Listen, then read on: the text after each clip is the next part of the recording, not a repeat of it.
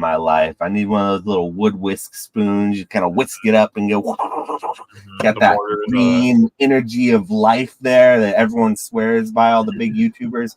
Welcome back, everyone. Welcome back to another episode of Cardboard Hands. We are here again with my co-host. Somehow, some way, he hasn't left me. We are back live. Welcome to the show. We have some things to say. I have some things to say, at least, about certain things that have come out. The thumbnail is not clickbait. I do intend to talk thoroughly about what I feel about Pocket. That is going to be the vast majority of what we talk about. Before we get right into the Pocket talk, though, we are going to do our usual. How's it going, man? How you doing, Nick? What's new? What's going on? I'm gonna stop talking for a moment so you can say hello. But I have some thoughts and things to say. What are you up to? Yeah, I'm gonna let Josh cook this episode. I will provide my insight and opinion, but at a very measured, reduced level because Josh is on a heater. I can feel it. But yeah, man. I mean, it's been like a rough few months for sure. Kind of busy and just a lot of stuff going on. I just started school full time on Wednesday, so we'll see what that workload looks like with everything else. But yeah, I'm just trying to get like back to it. I've been like off of YouTube for a while, and there's a lot of things I've been kind of like dropping the ball on. So business has been doing good, but there's just a lot of things I could be doing that I'm not, and I just gotta pull my head out of my bungus and get to it. So that's pretty much that. Oh, but I do have to say, because we used to talk about anime a lot, and I think I might have mentioned that Meg the Stallion kind of like presented at the Crunchyroll Awards or whatever. She's like fully on this like whole anime arc. I don't know if like you follow her at all, but like she has a new song out with like a Japanese rapper. And like he raps in Japanese, like on the song and stuff. And in the music video, they're like in Japan with gangsters and stuff. It's really cool. But then I went down a rabbit hole on her eBay, and she has like so you know what like otaku means? Like what like otaku culture? It's basically like it's like a word for people that are into like nerd culture in Japan, basically. Like if you're an otaku, you like anime and video games and stuff like that, and maybe you're like a little withdrawn or whatever. But anyways, her like the whole thing a long time ago was like the hot girl summer or whatever, right? And so her thing was like it was like otaku hot girl or something like that, and it was her trip to Tokyo to do the Crunchyroll Awards. Anyways, there's like an unreleased song playing over the video. And she just raps like all these anime characters. Like the chorus is like, "Can't touch me like Gojo." And I was like, God. "What? She's out here rapping." I love her so much now. Yeah, exactly. So like she's in her full, like, I don't know if they made an actual anime music video for like that would be sick. But I don't know. I just think it's cool that like popular mainstream culture and like rappers have been rapping about anime forever and cartoons forever since like the 90s. Like that's always been a thing. But yeah, I don't know. I just thought it was funny because she probably isn't the artist that you would pick as like this huge anime nerd. But yeah, anyways, I just thought that was cool. So if you guys are interested, go check out Meg the Stallion. I think like I said, the video is called like Otaku Hot Girl or something like that. But she be spitting. She got some anime bars on there. So yeah. Well, she's a nerd. She's definitely into that culture. It makes sense that tracks because she was also in she's in the Marvel MCU. Canonically, she's actually in Marvel as herself, Megan Thee Stallion. Oh, really? Is she?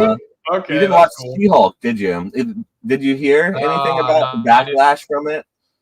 What was up with She-Hulk? I loved She-Hulk. I thought it was one of the better things that had been out on like the Disney Plus Marvel thing. I know that's a very unpopular opinion. I watched every single Marvel thing, and I have some that I really disliked. I agree with people a lot on, but that one's generally one that gets panned that I totally disagree with.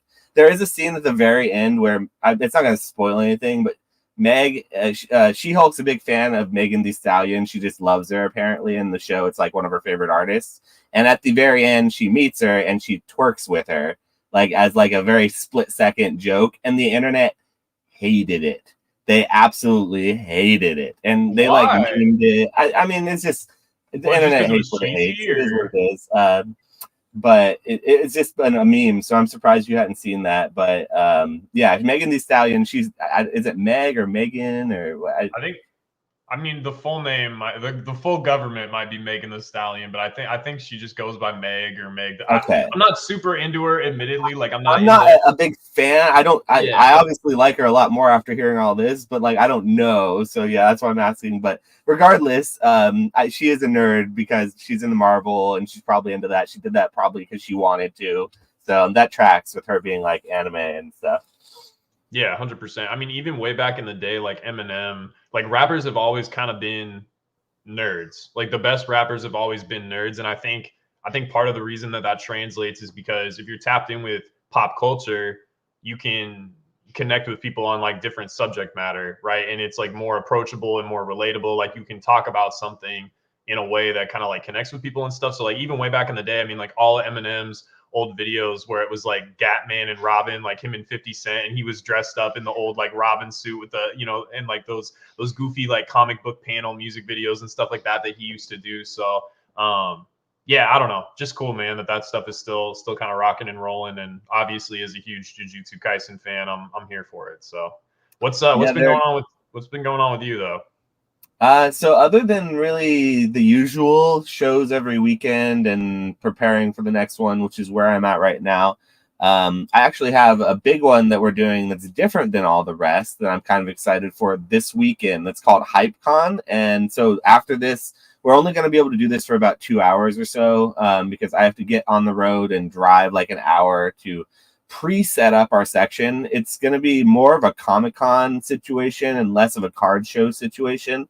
So we don't have like tables and lines and like chairs already brought. We have like a taped up 20 by 20 space that we have to basically provide everything to.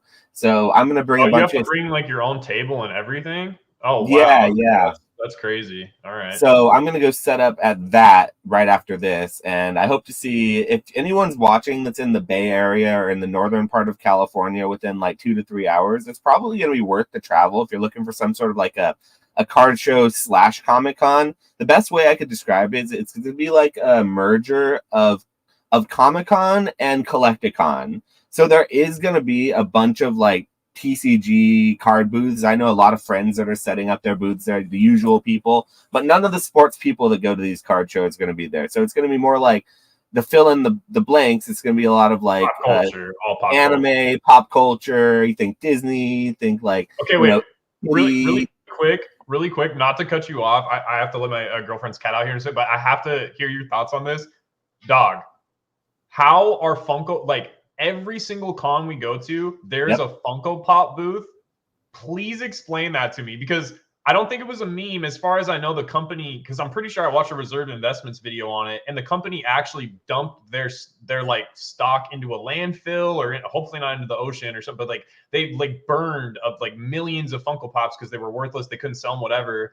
So how is it at every single con we go to, there are entire Funko Pop booths and like people standing in line to get their Funko Pop signed from the voice actors and like, please explain this to me. And I'm going to let my girlfriend's cat out really quick, but please explain that to me. Well, that's also a big thing at the con. They're advertising. There's a bunch of Funkos that are going to be there and anime things. So like, it's Funkos apparently are still like a thing for some people, even though there's the massive overstocking of them. It comes down to mismanagement in the company because I do believe that they're very, very collectible for a lot of people. I know tons of people who collect the damn things, but it's like the way that they produce them, they just kept making more and more. We all know what that does to collectibles. Overproduction means it's available everywhere, and when everything's massively available, nobody wants it. It led to these big dumps of like the less rare ones. So I think people still do like Funko, but it's like a niche market where they like the really specific like Collecticon exclusive ones or the Comic-Con exclusive releases where there's like 300 release and you have to be at the convention to buy it. Like the chrome ones that are different colors that you can only get certain. So like the ones that are just on the stores. Yeah. They have like the randomly seeded, like glow in the dark ones too.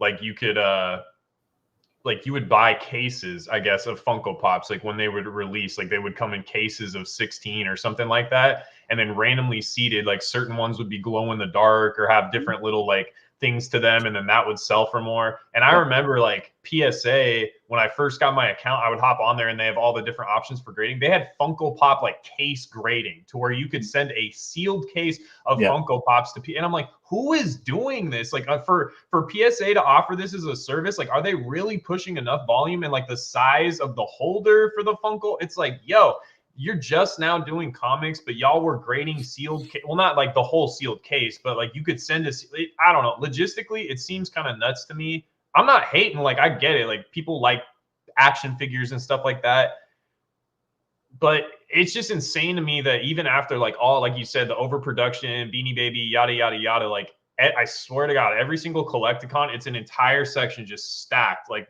you know. And I mean, those things gotta only be like $10 to $25 a pop. Like, there's no way that all those Funko Pops are like, they're like $12.95 or something. Like some of them are like $9.99. I feel like you can get, or like $14. I'd never see them over $20. That's like never what I've never seen that before. Yeah, so at the cons, I'm not sure what types are selling, but the guy that I set up with at certain local shows, we split booths and like help each other set up and watch each other's tables and stuff. He always has Funkos to sell, and I swear to you, I always joke about it. Like, those things are never going to sell.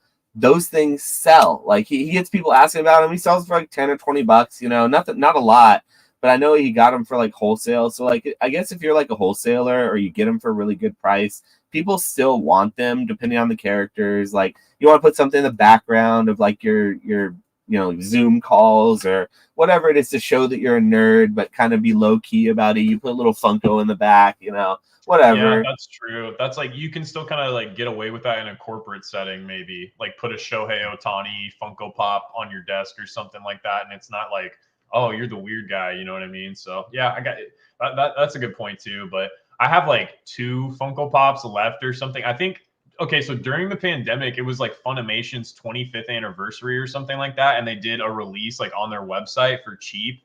And it had like 5 or 6 different characters. I sold the Goku and like paid for all of them and then sold a few of the other ones. But I have like 2 or 3 Funko Pops left that I should probably just bring to the show and be like, yo, do you want this for $5, $10? Like, just take it. Like, I don't want, I think I have a Dennis Rodman one too with like 3 different colored hair, which is kind of cool, but it's like, I don't need this in my house. So down in the chat, is there anybody who does not own a Funko Pop somewhere in your house, someplace, like some random one? Because I feel like there's everyone in this space, even if you don't collect Funkos, even if you've never really bought one, everyone has a Funko. You know what I mean? I have an Alice in Wonderland Funko that I don't remember where it came from, but my fiance, or my wife now, she bought it when I think we were out and about, and she just loves Alice, and we just have it now. So like, I think everyone has something that's like a Funko, and that's how that company survives. You know what I mean? Really quick before we move on, do you prefer Beanie Babies or Funko Pops? Like which not like for value or investment or flipping or anything like that. Just like, what do you personally like more, Beanie Babies or Funkos? I feel like they're the same thing. Like, they're essentially, no, actually, Beanie Babies, they never did crossovers with pop cultures. They did a couple that were like the Diana Bear, that was like a big crossover, but that was like a whole different thing. Didn't they do like Veggie Tales or something? Do you remember Veggie Tales? Do that.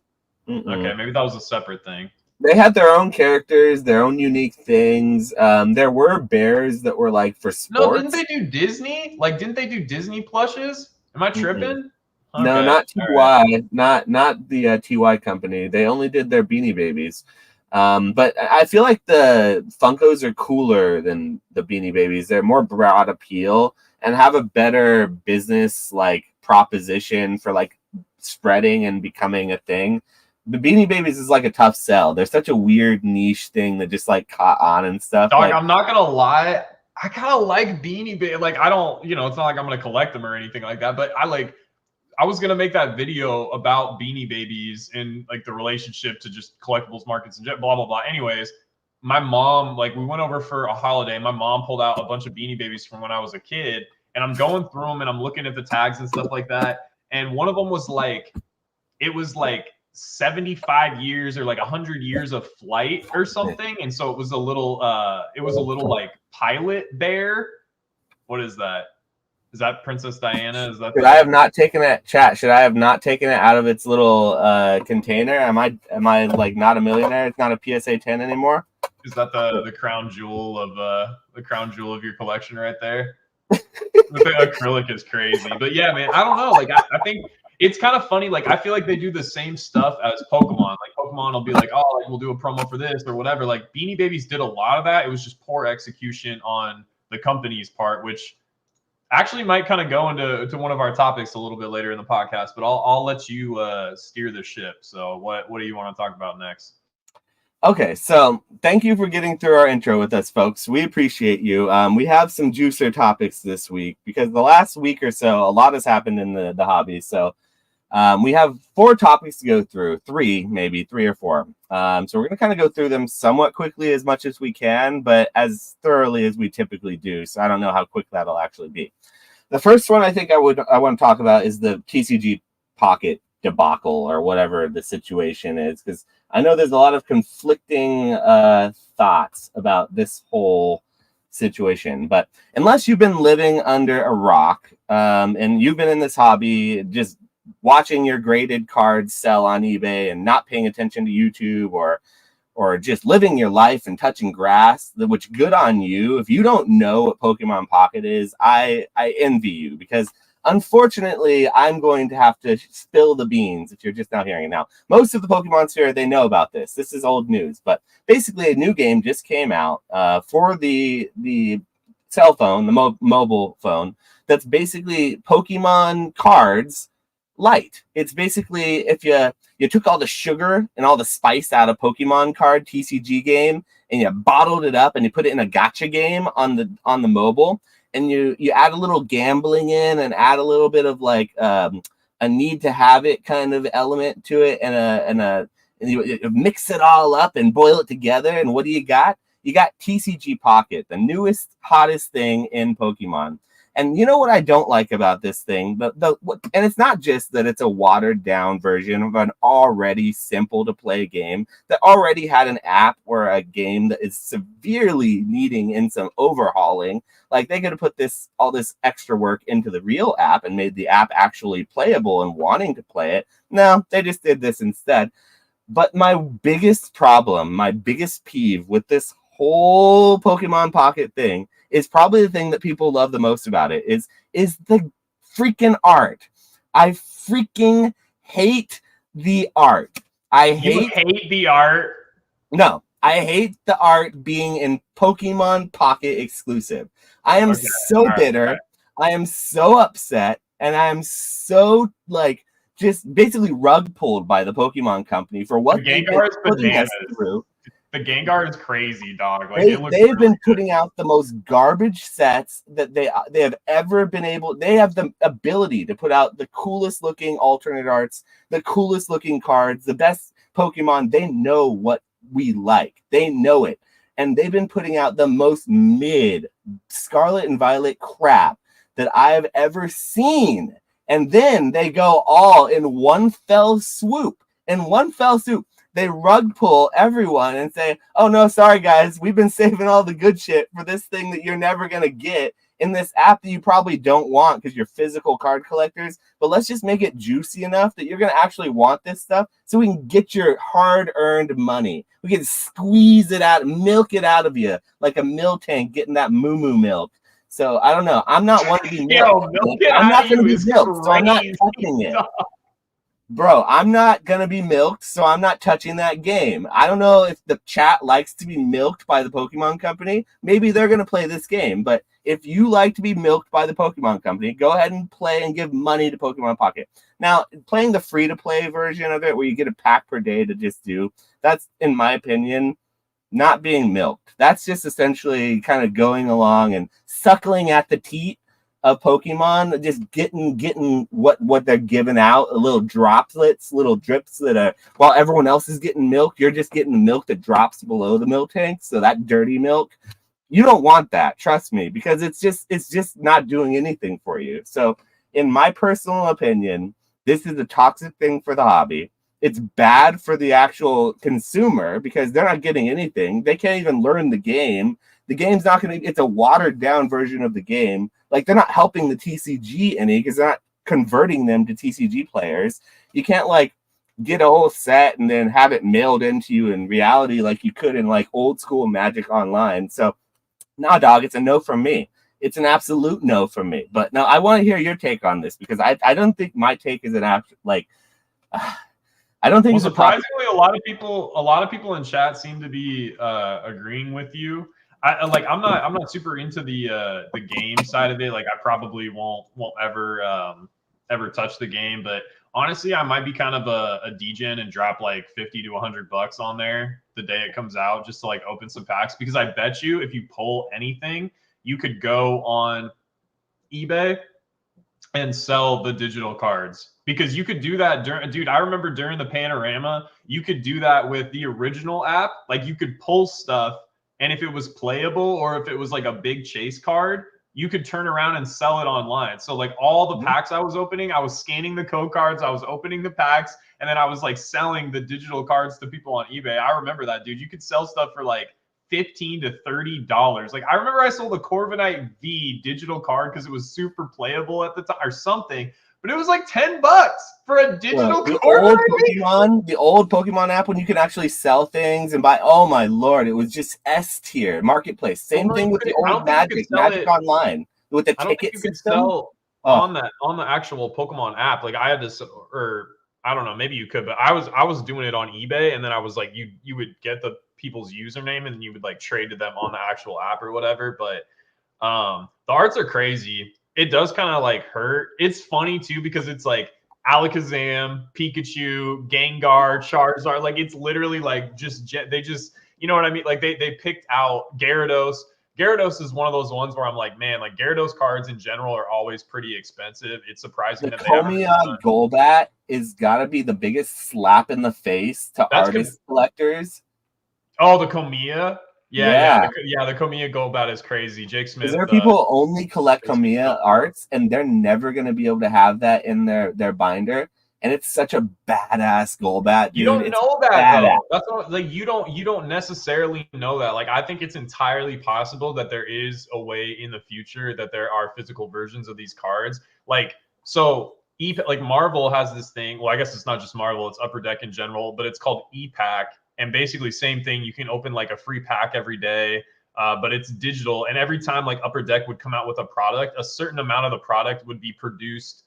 Well, not produced digitally, but like a certain amount of the product would be held back for e-Pack. And then like 60% of it went out physical. And then what happens on e-Pack is I don't think that you get like the base cards. So like all your like commons, uncommons, and rares for what it would be in Pokemon. Like, you don't get those cards as physical versions, but anything that's like a reverse holo or higher are physical cards, and you can get those shipped to you. And Upper Deck was having them fulfilled through ComC. So like what you would do is like you had your online e-Pack account, and then you could pick your cards that you had on the Upper Deck Vault or whatever it was called, and then ComC would like fulfill them for you. Like, you'd get the physical shipped to you.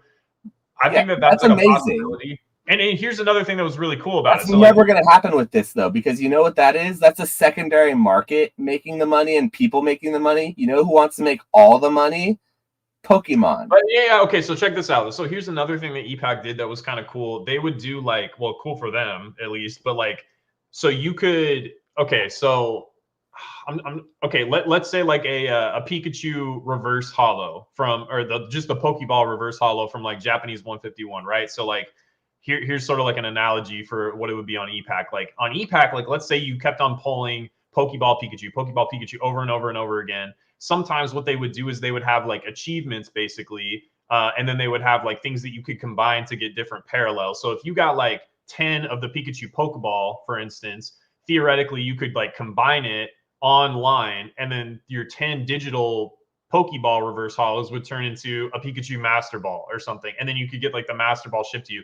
And that's how Upper Deck was doing it. There was achievements, like you had to hit every single one of, so like in sports product, it's called inserts. In TCG, we call them like chases or whatever. But basically, if you pulled like every single one of the chase cards or accumulated them digitally, so you can like trade with people on e-Pack to get the cards that you need, and then you can combine them. And it's like, okay, well, now I have all the chase cards in this set. I can combine them in this card actually. So this card is an e-Pack achievement, and it's a Deadpool card, and it's an exclusive art, and all these gold bullions are achievements. So you had to combine like 32 chase cards to get this card. And like that's, I think I did the math a long time ago, and it would basically be like opening $30,000 worth of product. So $30,000 worth of product had to be opened to get the chase cards, theoretically, to combine online to get this card, and that's the only way you can. I didn't do that. I bought this in a PSA 10 for like 125, but I'm just saying, would never allow that though. Like that's cool as shit. Well, Pokemon like, makes more money that way, is what I'm saying. Like they make the money that way. Like we don't make any money as flippers or anything like that. Like Pokemon, and it incentivizes people to open more packs because they're like, oh, I'm trying to get the cards I need to combine so I can get the exclusive digital only thing that they'll mail to me, and then I'm some special person with a card that you can't get out of a pack. You know what I mean? Like, man, we need to get you on the call with Pokemon, because that sounds awesome, and I would be totally down if you could somehow get the cards that we're seeing in Pokemon Pocket, and you could like get enough of them in Pocket, even if I had to spend like $10,000 to do it, and then get that physical card in my hands and have it, a version of it to have.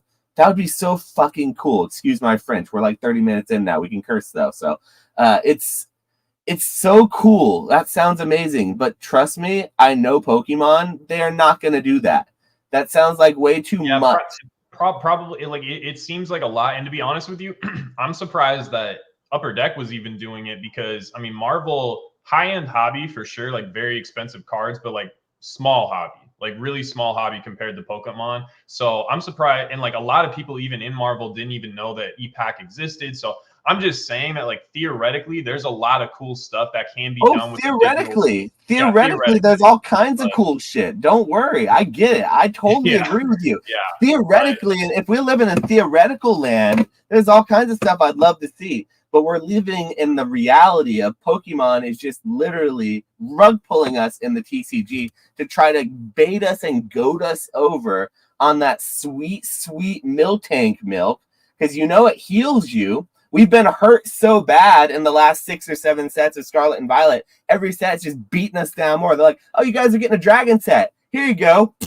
Boom, boom, boom, boom. Gut punch to the kidney, to the face. I'm gonna go out right now and say, between what I've like, we haven't even seen that much leaks from what is it going to be called? It's like Supercharged Breaker or something in Japanese.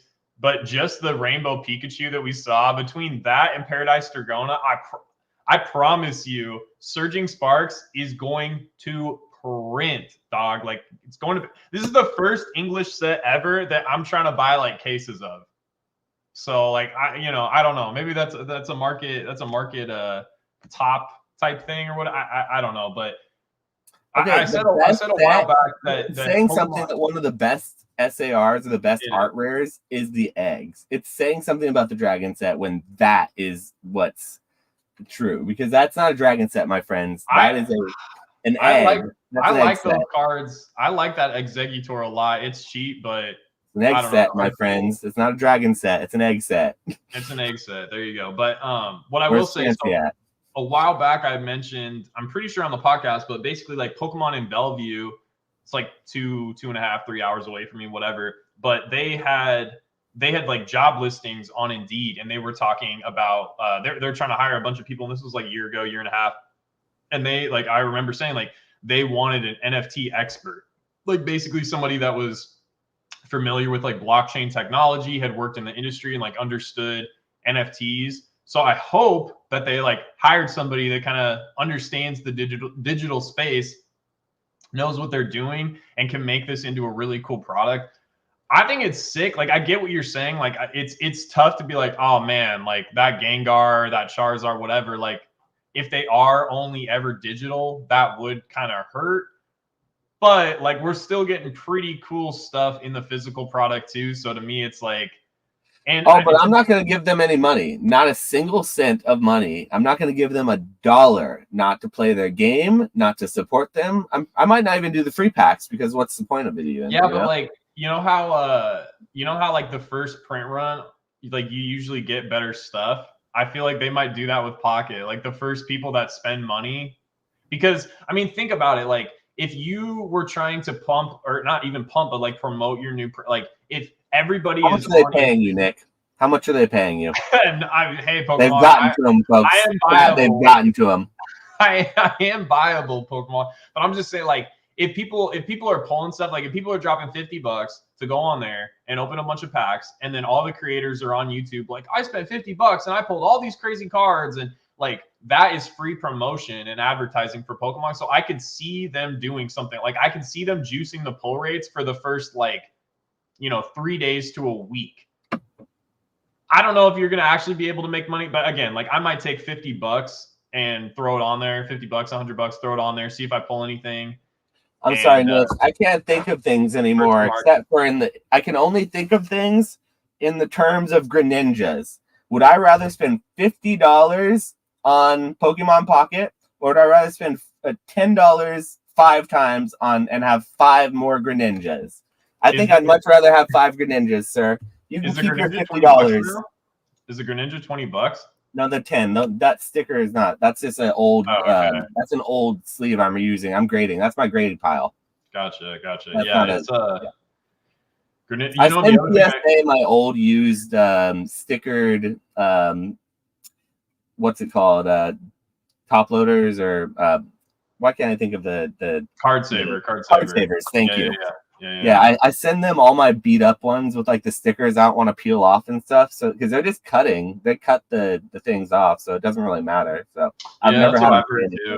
That's what I've heard, that they cut them. Could you imagine if they were like actually keeping them, turning around and like selling them back to Ultra Pro? Or oh my god, dude, they would be printing They'd be so hard. pissed at me. They'd be so mad at me because they have stickers on like all of them, all these different numbers. That's crazy that you don't even take the stickers off. That's wild. Why would you? I don't know about that. One thing, this isn't really on the Pokemon Pocket, but just to kind of like market prices in general and stuff. I was checking on the Greninja, but I was checking on Evolving Skies. Dog, those ETBs are ripping. Like I was thinking, like, oh, I'm gonna break mine down and sell the packs to Nick. Now I'm no, don't do that. Don't do that. Not anymore. Like, dude, those ETBs are. I think the one with Umbreon is like 185 or something like that. Not even the Pokemon Center one. And I think the Pokemon Center ones are like 250 to 300 or something crazy like that. But just the regular ETB with Umbreon on it is like 185. I'll be selling Evolving Skies packs for $20 this weekend. Sorry to cut you off, but just to prove your point, my Evolving Skies packs will sell for $20 this weekend at the convention. That's crazy.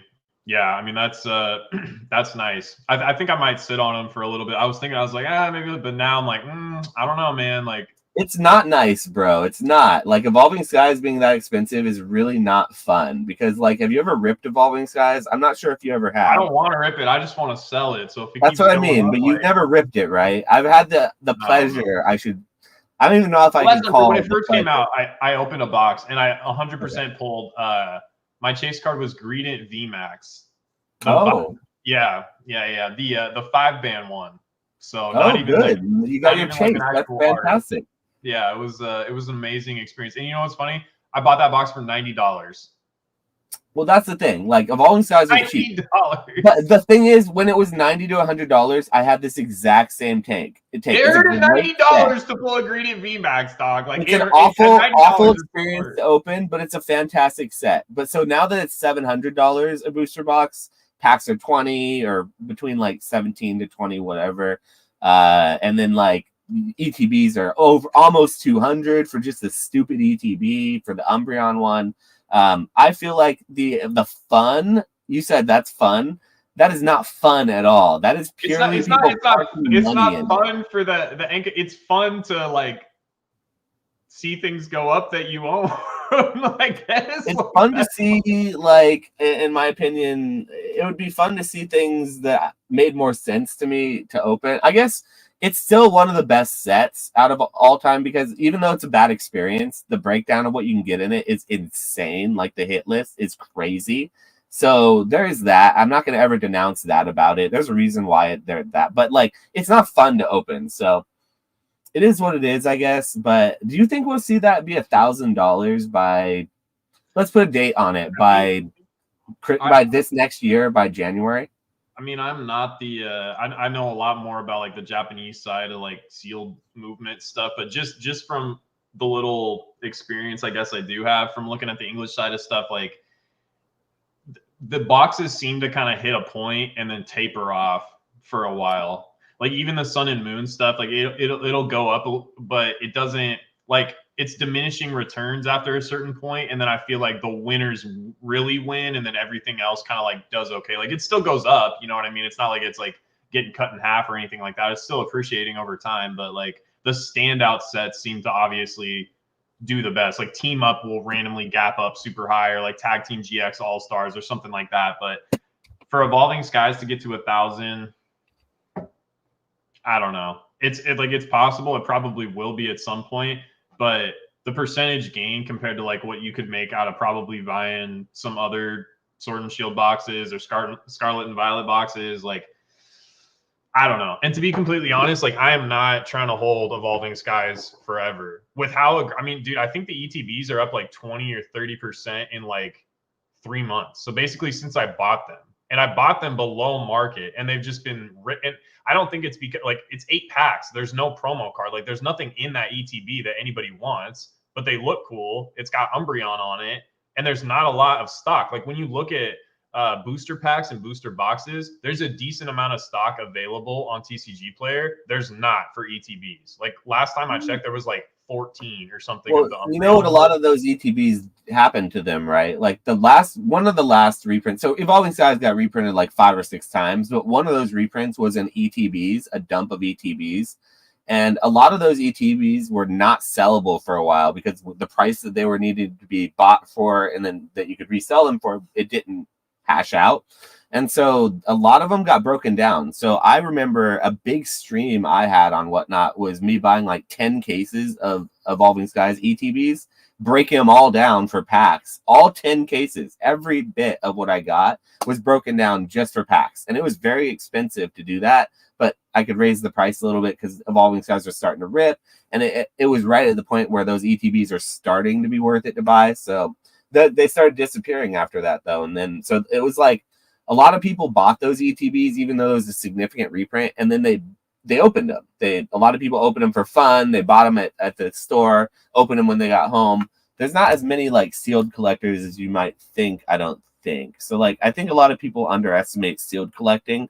I've always said this about Pokemon collectors. They're broke and they don't have very good control, and they like to rip their sealed product. Like very few people are as jaded about sealed product as you and I are, being able to have like boxes of it sitting around me just and not even be phased. If I'm having a bad day, I don't look at my sealed boxes and think, man, I know. That's going to make my day worse, bro. That's going to make it so much worse if I start ripping stuff. So like, I don't think like the vast amount of collectors do. And I think that's the reality that people like you and I don't realize, is that there are a lot of like people who they intend to get something to hold it, but then they rip it like when they had a bad day at work. You know what I mean? 100%. Yeah. People, it's weird, man. Like, and I don't know if you're like, I mean, I guess you're probably like this, but like gambling just doesn't do it for me. Like I like playing Texas Hold'em a lot. Like I'll sit and play poker for sure, but like I'm not trying to go. That's not gambling. Yeah. Yeah, like I'll enjoy that because there's still some skill involved in that, and it's fun to kind of like chit chat while you're doing it. Yeah, BS smoke a cigar with the boys, and exactly. Your, whiskey or whatever it is. Yeah, a little old fashioned or something. But yeah, man, it's I don't know, like gambling just doesn't really, and a lot of people in this space seem to be like pretty heavy gamblers. Like they like going to the casino, they like making bets on, and it's just like, for me, like I would say the closest thing to gambling is like every once in a while, like I'll trade options, or like I'll do some research on a stock and I'll like stock pick, and like I enjoy that, you know, and that in a way like that's gambling, but the whole like, but my risk is also measured in that too. Like I'm not going to lose 100% of my money. Like you go to the slot machine is the most brain dead. Like I can't. That's just not for ripping me. Packs. The slot machine is ripping packs. Yeah, but I think ripping packs at the grocery store. I think I enjoy ripping packs more than the slot machine, but I'm also not probably ever again going to spend money on pack. Like I haven't ripped a vintage pack since I've been back in the hobby. Like I haven't ripped a vintage pack since I mean, I guess it depends on what you consider vintage, because I've broken down decent, like, you know, XY product and black and white products. So I've opened like those kinds of packs, but never any like EX era or WotC era packs, like since I've been back in the hobby. But I'm also not going to go spend $200 just to open Well, actually, that's not true. I guess I did pay $100 on that one stream with PK. Remember, we split it like 5 ways, and we opened the base pack and pulled the Venusaur out of Dan's like base. Other than that, though, like no. You're still holding that bag, right? Well, PK is the administrator of bag holder. He's apparently cracking it until it gets a 10. So that sounds like something he'd do. Yeah, that's a classic PK move. Hopefully he does get the 10. That would be awesome. But anyways, I'm not gonna spend $200 on a pack. It's just not for me. It was cool, like at Rusty's or whatever. Charlie like opened a case of Ancient Roar, I think it was, and was just like throwing boxes at everybody, and we all got to, and like that was fun. But then I feel like a mooch too. Like, I mean, I know he was like handing them out for free, but I was still like, oh man, I don't like opening stuff for free, and like I didn't take any of the cards with me or anything like that. But yeah, man, I'm just not built for gambling, so it doesn't appeal to me. So yeah, I feel differently about vintage packs than I do about modern packs. I do feel like it's gambling with modern packs, but for vintage packs, it's like a calculated risk and a hit of nostalgia. It's like, for me, I'm taking an injection of nostalgia and putting it right into the veins when I'm opening a vintage pack. Whereas with a modern pack, it's like I like it, but I don't get that whole like same thing. So for me, all those packs I just showed, those are all personal packs that I've ripped over my course back in the hobby since 2019. And those were cheap packs for a long time. You could get Sandstorm packs for like 50 to 60 bucks. Like when I first got back in the hobby in 2019, basically. So like you could get all those types of packs, and like the stuff, more expensive stuff I showed, Neo Destiny, that was like 150 or 200 bucks, I think, when I bought it, when I ripped that. So like I personally feel a little differently about ripping vintage. I don't think it's as gambling as much as it is like supplying that need for people who have nostalgia, who are in those sets or didn't get to experience them when they're younger. Like I don't get the same from modern. So I guess there is that I understand a little better, but I'm the same way. I don't get gambling. I don't like gambling. The biggest gamble I do is sending to PSA. PSA is a huge gamble because I deal in primarily English, and like these cards are going to be like 50-50 PSA 10s probably, even though every single one of them is like no whitening, no specks of white, nothing like that. It's all been inspected by me. It's good.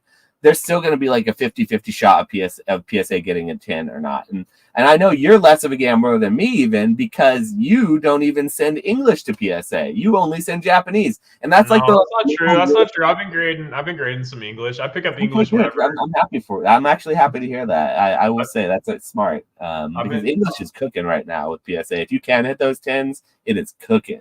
So yeah, usually with English, I try to go for things. I don't, unless I can like buy it in person, I don't really go for the moonshot stuff. I just kind of like bulk buy things that I know have like really good 10 rates, and then just kind of like filter through them that way.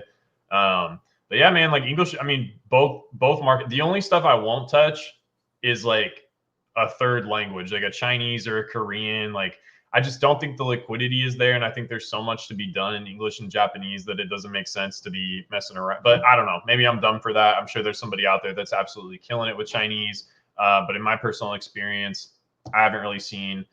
I flipped those Eevee boxes, like the Espeon and Umbra. Like I think those are really nice looking products. Flipped those, thought that was cool. But like as far as pushing volume in Chinese, probably not. It's just not for me. The card quality is really nice though. Like I will give them that. It's really, really nice. But yeah, I think between English and Japanese, it's plenty to deal with there. But all right. What do you want to talk about? Or do you have any like final things to say about Pokemon Pocket, or you want to? You read my mind. I was going to ask you the same thing.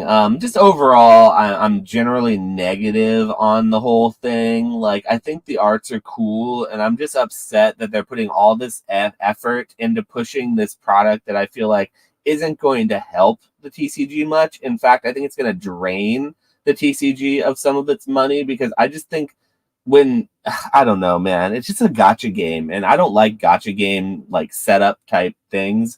I know that that's the biggest thing in mobile gaming is you got to have a gacha game to get all your consumers' money, but like you're already doing so much of that with like selling booster packs to children. Pokemon, you're already pushing a gambling product. You need more. Like you're already the number one IP. Like is that enough? So I don't know. I just feel like they coulda, shoulda, woulda done a lot of things with this, and that's my take on it. But it is what it is. What do you think? I want to know what's your final takes on it. I think gambling is a pretty big part of Japanese culture in general. I mean, Nintendo started by making, you know, machines for casinos and things like that. And like I remember when my Japanese plug, like his family came to visit us a few years back, and I remember his mom was like mad at him because he wasn't paying attention in school the way he was supposed to, and like taking these tests. And she said he plays too much pachinko, and I hadn't like I wasn't really like familiar with pachinko, and I looked it up, and you guys can look it up or whatever, but it's what they have in basically like Japanese game halls or casinos or whatever. It's another gambly arcadey sort of thing, but it's a little like cooler, I would argue, than like what you will see at like an American casino. Like it's a little more interactive, it's a little more gamey, but still gambling. So, you know, don't recommend it. Stay in school, kids. But I guess final thoughts on Pokemon Pocket though. Like, I get what you're saying. I'm not arguing with you. I totally like. I will be bummed. Like, I will 100% be bummed if none of those sick cards come out as actual physical options. Like, there's no way that you can actually get those cards in any physical form.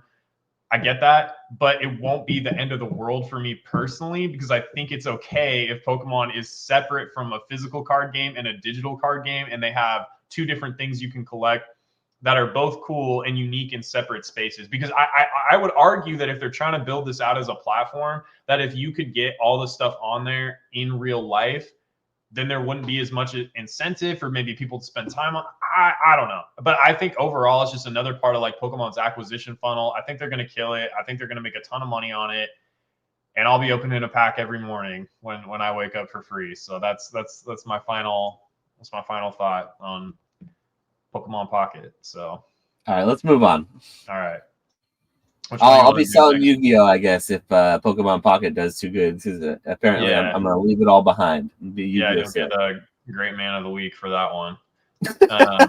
Okay. Charlie and the Cryptid Factory. So, as a lot of you probably know, if you catch you guys later, Collectibles, and, you know, just start in the space in general, like Metazoo got bought.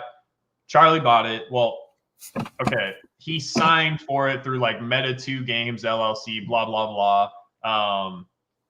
There was talks about like Metazoo stuff at like Rusty's and stuff, but like I didn't know that anything was gonna be crazy or whatever. But like, and Charlie is one of the people that I wish like I got to talk to more. Like I've met him a couple times. Like I met him at Rusty's and Collecticon and stuff like that, but every time I see him on like an interview or something like that, I'm like, wow, like he's a really smart guy. Like he seems really like smart and really experienced, obviously, in the industry. And he's definitely somebody that I wish like I got more of a chance to like talk to and kind of like pick his brain. But hopefully there's opportunity for that in the future. But what I do know of him and like the way people speak about him and just the way he presents himself and the business that he's done in the past, from what I've seen, I think he's going to kill it. Like I think he's going to knock this one out of the park. I'm excited about it. I liked Metazoo, dog. I did not like Mike very much. I didn't like the way he treated people and ran the Discord and some of the mods in there, and just some of the ways that they treated people and stuff. Like I thought that was weird and unprofessional, and also just weird that he spent so much time in the Discord. It's like, dog, if you have all this stuff, you're the owner. Like you should not be. Anyways. But I bought into like every single one of Dan's Metazoo breaks to support, and you know, like I opened a little bit of Metazoo stuff and I flipped some Metazoo. I was never like super into it or anything like that, but I was like okay with it. I wasn't like a big hater, like F you Metazoo, like I hate the art and the art looks like it was drawn by children and all the normal stuff like people would say about it. I was like, yeah, it's cool. Like it's probably not something I'm gonna ever interact with in a big way.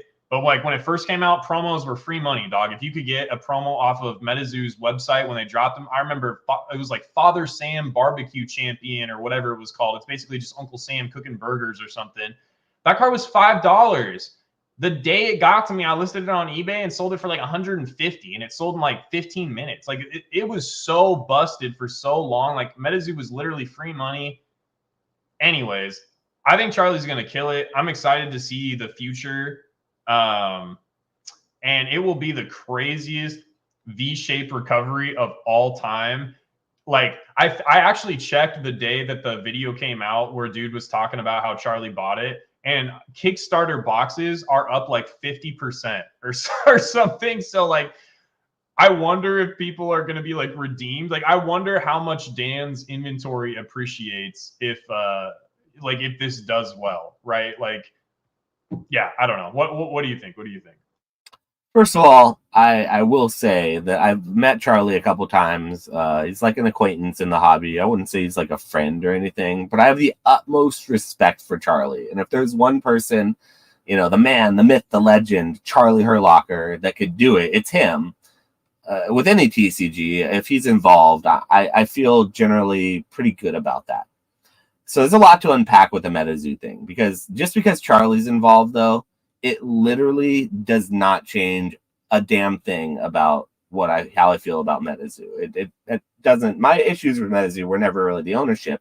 It was some of like how the ownership distributed information and how things were like how the ownership made decisions obviously affected the game, and so there's problems with how that operated. But like the ownership of a game shouldn't make or break the game. The game itself is what the strength of what should make or break the game. I've never known much about the ownership of Magic the Gathering. Sure, I know because I know too much about Wizards, like who the CEOs are and stuff at the time. A lot of the people who worked on the game, the developers, I know a lot of their names because they've been in the game for so long. They wrote editorials and magazines I used to read. So all these things I have connections to. But like, I don't generally have to know the owner. So Charlie being involved, while I have the utmost respect for him, it shouldn't change as much. And if you're riding on one owner steering the ship, and if that owner is not the owner anymore, you feel differently, reevaluate how you feel about this particular game is what I'm saying right now.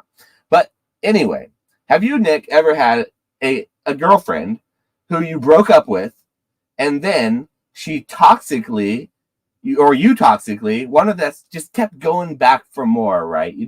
Okay, so you're saying no, and I know your particular situation, you have a long-time relationship, so it may have something to do with it, like really long time. So maybe for those in the chat, Metazoo coming back alive and doing this is like that toxic ex that you got a good thing going right now, you got a steady gal, you got maybe even a kid, or you're married or something, and this old hag just keeps calling you, coming back, trying to get in there. She knows your schedule. She tries to go to the grocery store when you're there. Like, it's something freaking fishy, and it's not good. And what I'm getting serious toxic ex vibes coming back to try to bite you in the ass with Metazoo, with it coming back alive with this, because essentially what's happening is this game that was, it came out in a time and it boomed in a time where everything boomed. And some might argue that like any investment you made at that time was a good idea, but now it hasn't always panned out. And it ran its course. Like, it did its thing. You had your fun. Everything is good and fine.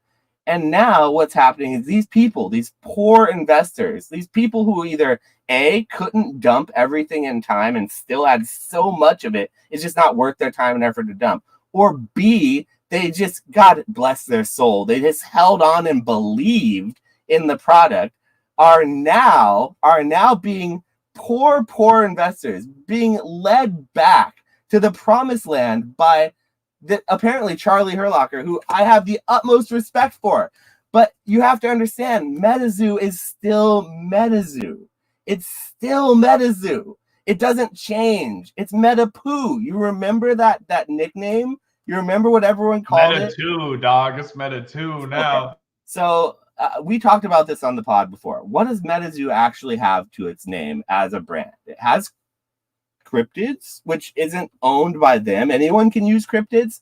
It has the Mike Waddell character that they created and put into the game. So congratulations. Yeah, get that. That would be like the one thing. If I was like, I would put a little like clause in the contract. Like, I want all the assets except for the Mike Waddell.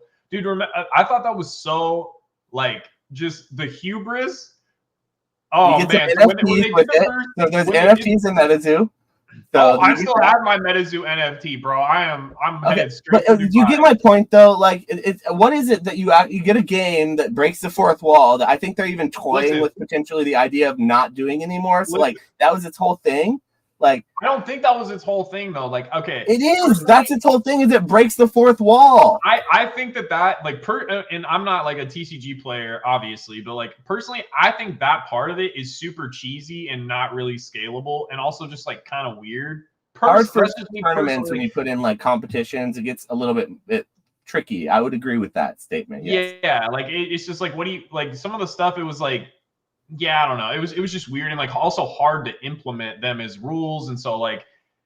But here's what I'm saying. Like, I don't necessarily think that like you can go out and buy a bunch of second edition Metazoo boxes right now and make like a ton of money on them when like Charlie brings this back, to the product. Like, I don't think that's ever like gonna be a thing. But Dan sells like a decent amount of Metazoo. Like the price for the boxes and the spell books and stuff, it's down for sure. But like when you look at how much Charlie got out of that deal, I mean, he got over like 500,000 units. Okay. Let's look at the roster of TCGs that are cooking right now, that are putting things Flesh and Blood is cooking. Okay, listen, hold on. Let me present this to you really quick. Flesh and Blood, I think they're from like New Zealand or something, right? I have no idea who started Flesh and Blood. I have no idea who started Sorcery. I know they use some like famous magic artists or something like that. I have no idea who those people are. And those games are cooking right now, like absolutely cooking. Like, and Flesh and Blood even went to a point to where like they way overprinted, and then they had some issues, and they bounced back, and they got consumer confidence back. And now, at least according to Rudy's videos, I don't track Flesh and Blood, but at least according to Rudy, like Flesh and Blood seems to be doing pretty well. Metazoo is run by somebody we know who already has a proven track record of success in the TCG hobby of over like 10, 15 years. Like, this dude knows what he's doing. So is he okay, Metazoo knows a lot of the collecting side. Metazoo does not have to necessarily. No. He's done a lot, dude. I mean, he was like a consultant for CGC. Like, no, I know he knows a lot about the collecting and like the collection, all the Pokemon and everything, like TCG side. I don't know how much he's done. Correct me if I'm wrong in the chat, and this is no disrespect to Charlie. But I've never known Charlie to be like a tournament player. I've never heard of him winning. I mean, okay, being big into the rules or like I don't necessarily. That's the kind of mind it's going to take to steer the game of Metazoo in the right direction. For sure, the business is different, sure. For sure, but here's what I would say in counter to that. Like, Charlie ran that big, like the Hartford event, right? Like the Worlds. It was like World or like some sort of big event that he put together in like Connecticut or something like that. So like he's got like experience, like I don't know if it was a tournament, but like event planning with like big companies and big TCGs and things like that. So I would say that, and then that. I'm not trying to discount his involvement. You know what I mean? But the playing side is what I'm talking about. The trading card game, like the rules, like what is Umbreon V's like second move? Is it good? Is it balanced? You know what I mean? How many? But hold on. It's kind of like politicians, in my opinion. I would hope. I'm giving Charlie the benefit of the doubt because I think he's really smart. He's definitely very well connected. So here's what I would say about that. It's kind of like politicians. The politician might run on something like social issues. They don't know anything about the economy, but the people around them team together. I get that. Yes, I trust Charlie. I trust that. But here's the thing. I trust him to pick the right person. What Metazoo is, bro. And it's a broken game that has been proven to have failed. It was maybe steered that way, and some might argue that's the only reason it failed. Maybe some might argue it had a lot going for it, and that it should have, could have, would have, all these things. But that's not the world. I think it failed because 1, they're trying to do too much, 2, bad management, and 3, overprinting. I think it would be very easy for Charlie just to. Like, they didn't even come out with War, right? Whatever the next set was going to be. I really hope he still continues with the Yokai Island stuff, because if they did like some Japanese cryptids and had ninjas and samurais and that sort of lore, that'd be sick.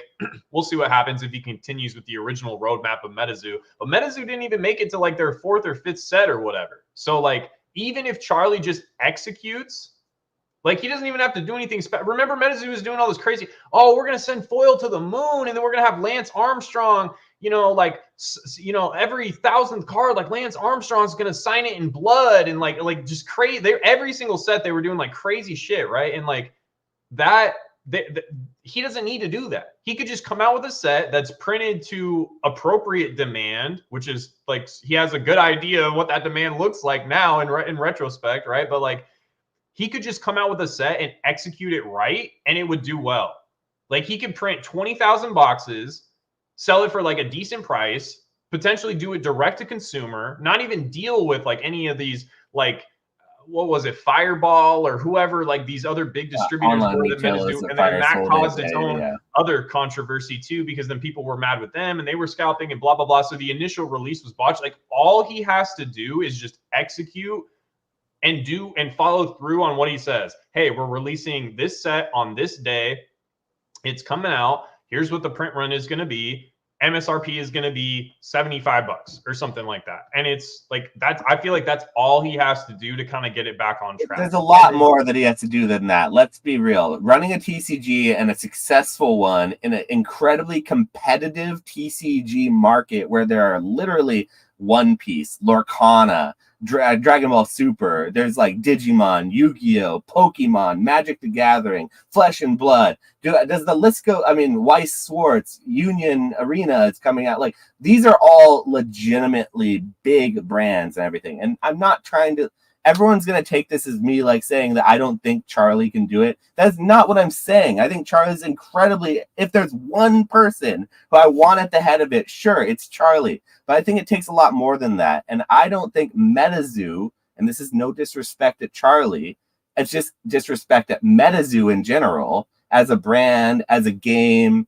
I believe what I saw, the reason why Metazoo started cooking with its playership was because they started buying them with these crazy tournament prizes. That was a decision by the management to try to artificially pump up a player base that isn't there. And I know players of Metazoo. I personally am friends with them. And I apologize for how mad you must be at having to listen to this and not be able to like come on here and yell at me or slap me around or tell me to stop. And I apologize for that. But I'm sorry, Metazoo has nothing special to me about it that it says this needs to be a thing for 20 years. It was a flash in the pan. It did more than I expected it to. It ended, and people kind of let it be for a while, but then this simmered, and now we're back to it. And I feel really bad for anyone who gets like drawn back in. And if you're a player for it, I feel differently. I feel like you should get into it as quickly as you'd like and, have fun. All these things I'm talking about are people who put a lot of money investing in it because it was always touted as an investable source. Like most people were investing in this crap. They would open it because it was like worth money and they'd sell it and they'd be happy with it. And then they kind of keep some. So like, I don't know. I hope people are careful. I hope people who get into it are just playing it because they like it. And it's a legitimately good game. And I think it takes a lot more than having one good person at the helm to run a successful TCG. Metazoo, in my opinion, never had what it took. It just got here at a flash in a pan time. It had a lot of things going for it. Look at how much stuff they pulled off. Like and don't get me wrong, I think a lot of it was Mike leveraging the fact that the product was going so bonkers. Like he could literally just pull up eBay and be like, hey, we MSRP'd this box at $100 and within a week it's already selling for $700. But like, look at all the stuff that he was able to pull off. Like, dude, they got Topps, they got Hello Kitty, they got into Walmart. Like they did all this in like. I know that there's more than one person involved with this Metazoo thing, but Charlie is being touted as the head of it, and he's like the guy, the savior that everyone talks about. So that's what we're talking about. I'm aware, and I hope everyone is aware. It is a group of people, but Charlie is the main head of it, and so that's why he's being brought up. I would say for the 10th and the 69th time, I have the utmost respect for Charlie. This has nothing to do with him. It has everything to do with how I feel about Metazoo as a brand. Basic says tap me in. Like, look, like I'm not like I shouldn't say that because like I don't know what the future holds, but like Basic, I have to be out of here by 5 o'clock. That's the only reason. I would literally tap you in right now. Like, but we have 2 topics we have to come to and cover still, and I have to be out of here by like an hour or so. Okay. Well, an hour would be it's like 2 hours basically. Okay. All right. Yeah. I don't know. Like I'm more positive on it, but I also think it's because of the market dynamic. Like right now, the market is so like no one was asking for another Star Wars TCG. No one was asking for like I mean, dude, no one was asking for Flesh and Blood. Like Flesh and Blood is original IP, right? No one was asking that for game is amazing. I wanted to say one thing. Don't you ever compare Flesh and Blood and Metazoo as if they're comparable in the same sentence like that again, because the Flesh and Blood players will literally come out here and cancel you because they know what a good game looks like and what a good path to leadership to a game. They know what all the struggle of having investable things in your game is. They know what damage that can do. They had first edition when they first came out, and they got rid of first edition because you know why? All the investors were ruining it for everyone for their great game. And you know, they took the first editions out. People cried. The investors cried. They didn't like it. They wanted their investable pieces. They didn't play the game. Why should players have the game pieces? Why should they have anything? The investors should have everything. Get the hell out of here with that shit. It is not 2020, bro. It's a card game. It should be a card game first. If it becomes investable, if it becomes something more, fantastic. Do you know how long it took for Magic the Gathering, for Pokemon, for any of these like pillar games to be considered safer to invest in? I myself, full-time Pokemon, I put my entire heart and soul into this. I love this stuff. I literally love this stuff. I know that people think I'm a hater. I'm a hater supreme. That's the technical term for it. You have to read the thumbnail. But I do love this stuff. I love it with my heart and soul. And I don't even think it's like safe to invest in. It's a game.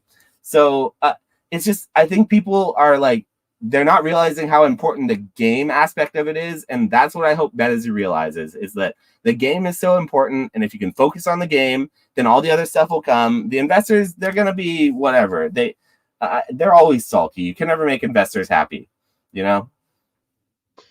Yeah, I agree with your average player. People who say Metazoo failed, it's wrong. Metazoo didn't fail. Mike did. The amount of awareness, brand recognition, and player base they created in short to no time was, I think you meant to say successful, but I agree that those were all successes, but I still agree it failed for other reasons. Or I disagree, and I think it failed for other reasons than just Mike.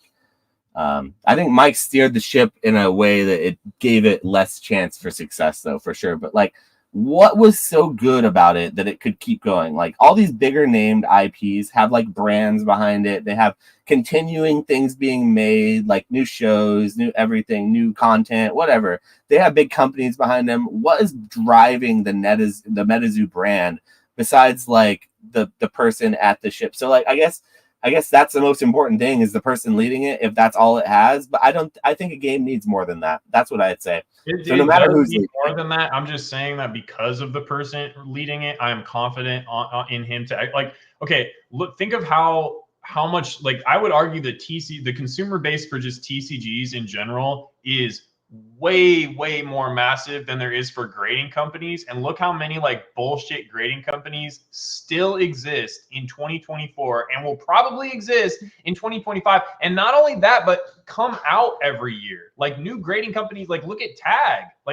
So if those companies can afford to come out in these spaces that are a lot smaller than like the overall consumer base for TCGs and still be successful and make money, I think like Metazoo doesn't have to be a top 3 game. Metazoo could like just print 20,000, 25,000 boxes forever for the end of time and make millions of dollars and do just fine and never be anything close to Pokemon or Yu-Gi-Oh or Magic or anything like that, but still be a profitable company and make good money. And I think that that's probably where they're going to sit. That's what has to happen, is they have to be profitable. But they just have to do enough to be a profitable company, which obviously didn't happen before, but probably because of mismanagement. And this time, hey, I have the utmost faith that the same thing will not happen with the mismanagement that happened the first time. I still don't have faith in the brand, unfortunately. And if you're here to hear me, if you want me to be like the linchpin for why you have faith, or you need to hear me say, oh, you know what, actually, Metazoo is a good brand, I think it's great, you should go put your money in that. If you need to hear me say that in like my real voice, it's not going to happen, because I don't believe that. I just don't. No matter who's at the head, it could be like, whatever. It could be Tony Stark, the coolest guy in Iron Man, the billionaire genius himself. And I'd still say, why the hell is he putting his money in that? Like, he could have just put that $2 million into like Van Gogh Pikachus or something, or whatever, anything. I don't know. But obviously the man has a plan. I'm not going to fault him for that. But we're here to hear the opinions of two guys that don't matter very much. And that is my opinion. One of the two. Just off the assets alone, like Charlie could never do anything with Metazoo actually as a company and just slow roll the assets that he bought and print. Dude, I'm telling, like, is he going to sell all that in a year? No, absolutely not. But over the course of like 5 to 10 years selling through all that stuff, yeah, like dude is going to print. And I'm telling you, because like Dan sells a good amount of Metazoo. I see the prices. I know what things are going for. And I'm telling you, with all the SKUs and all like the amount of stuff in the backlog, even if he sells every single SKU for only $5, dude, I can't even remember. Like, someone should do the math. Probably the Nick Strength and Pokemon guy will do it. But like, if he sold every SKU for $5, he'd probably be at like 3 to 4 million. So he'd be doubling his money just on selling. He's doing good on that at least. So I mean, I'm not faulting the guy for like, if he just bought it to flip. I'm not faulting any of it. Obviously, he knows a lot more about everything than me in that regard. But like, it's his business. He can do what he wants. But my opinion on the game itself is it's trash. So in order for me to change that opinion, he's going to have to do a lot of work for that. And I guess he doesn't have to change my opinion. It's not me. But like, I think there's a lot of people. Out of all the TCG, and you could argue this is because other, like, and maybe this is a good thing too, like other TCGs, you don't know the CEO, right? Like, we have no idea who's running Lorcana. We have no, I mean, like, I think we know who's running Magic just because like Rudy memes all the people at Hasbro all the time or whatever. But like, other than, what's his name from, oh my God, what is the guy from Pokemon's name? Ishihara, like, and some of the other people at the company, it's like, those people aren't public figures. And it's kind of like the sports thing too, right? Like, people are always like, oh, Pikachu's never going to pull out a gun on Instagram. Pikachu's never going to like pull a hamstring. Pikachu's never going to do, and that's the issue with sports cars, is these are real people. It's the same thing with Mike. If Mike never would have shown his face or talked or got on a live or been in Discords or whatever, like, who knows? Because that gave so many people the ick that even if they thought it was cool as a game, they're like, yeah, whatever, it's cool, I like it. It made it tough to root for, because all this other fishy stuff that was going on and the way that the leadership was acting gave people the ick. And I don't think that Charlie is going to give anybody the ick, because his reputation kind of speaks for himself. And so like, that's at least like one positive building block. But like, it's tough to root for something when the people on the back, you're like, oh man, maybe you're kind of doing these weird NFT scams, and like, I'm not entirely sure what you're doing. You're involved in all these like charities and doing weird tax stuff and like getting other people involved and all that sort of stuff. You don't hear, like, I'm pretty sure Rattle isn't making videos about Flesh and Blood, and that's a good thing. And Flesh and Blood will probably be successful. But like, when you have all this weird, gross, suspect stuff going on, it's tough for people to root for you. And I think that, like, I would almost put money on it, like that will absolutely not happen with Charlie. Like, there will be no like shady shenanigans going on, or at least I hope so, right? So like, I agree with that take. I 100% agree. I just think that it's more than that. It's more than why it was more than that for why Metazoo didn't work. But then again, that's just the opinion of me. And when my toxic ex calls me up on the phone, I hit ignore and I put that shit down, and I don't let it ruin my good life that I have going now. He doesn't block though to begin with, because he wants the satisfaction of being able to hit ignore. So I don't block people, bro. I don't have a single person blocked in my entire phone. That's not how I live my life. I'm sorry. Josh is secretly petty. Don't let him convince you otherwise. All right, I want you to talk about this one, because I am not the Magic guy. I do watch a good amount of Rudy's stuff. I like Rudy a lot, but like, I don't know. Magic, I would say, out of like anything in the card world, like we're talking sports, non-sports, everything. Like, I don't know anything about Magic or how Magic works at all. So like, literally my only information is from you and Rudy. But it seems to be in a bull run right now. Like, Bloomburrow seemed to do pretty good. Assassin's Creed seemed to kind of like do okay. Lord of the Rings stuff is starting to take off. It seems like they're cutting the print runs, and Magic the Gathering, which used to be, that was the meme too. Remember during the pandemic, like you would go to Target and the only thing that was left on the shelf was Magic. You couldn't find any Pokemon. You couldn't find any Yu-Gi-Oh! It was all the Magic was always left on the shelf. Nobody wanted that crap. Yeah. Mm-hmm. Yeah. But anyways, like talk about what's going on with Magic, because I think even if a lot of Pokemon people, we aren't into it, Magic is still like arguably like one of the OGs. Like it is the OG, right? No, like, it is the OG. It was the first. Yeah, it invented the concept of trading card games. They did at Magic. Yeah, so it's important to track what's going on with it, I would argue. But yeah, give the folks a little rundown. Yeah, so everything Nick said is true. The Magic the Gathering world has been on a bit of an uptake in this last year, I would say, ever since, I would almost put it, since that horrible woman who was the CEO who left the company and went to Funko Pops, of all things. She left Magic. She came from Philip Norris. That's where she came from. Philip Morris. Yeah, no, I remember him. Cynthia Philip Morris is what Rudy always said. Yeah, Cynthia Williams is her name, and she came from Philip Morris and Amazon, I believe. And then she came to Magic the Gathering and played her little strings and tried to ruin what she could with overprinting, making too many products. I don't know what she did, but whatever it was while she was at the head, the game was not doing well. In my opinion, it was not cooking. It could have been, but it was doing all the wrong things, and people weren't happy with it.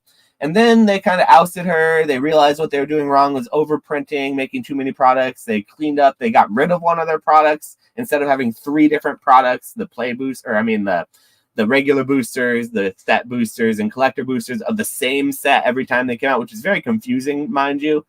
They only have 2 now. It's still confusing, but it's not as confusing. It has its own issues, but they're starting to clean up some of what was wrong. Confidence has returned to the market in Magic. And then what happens right when confidence starts getting back returned into they start having a couple good sets in a row. You know, people start feeling like they can trust them a little bit. This random shadow company comes out of nowhere. It's not Shadow Company. They are associated with like Wizards of the Coast, I believe. But the commander agency or whatever, the rules delegates, they come through and they ban 3 or 4 big cards, like a few big cards in the format, and shake everything up. Now, you might think to yourself, this is completely normal in games. Things have to be banned because they have to work about balance and what all this, etc., etc.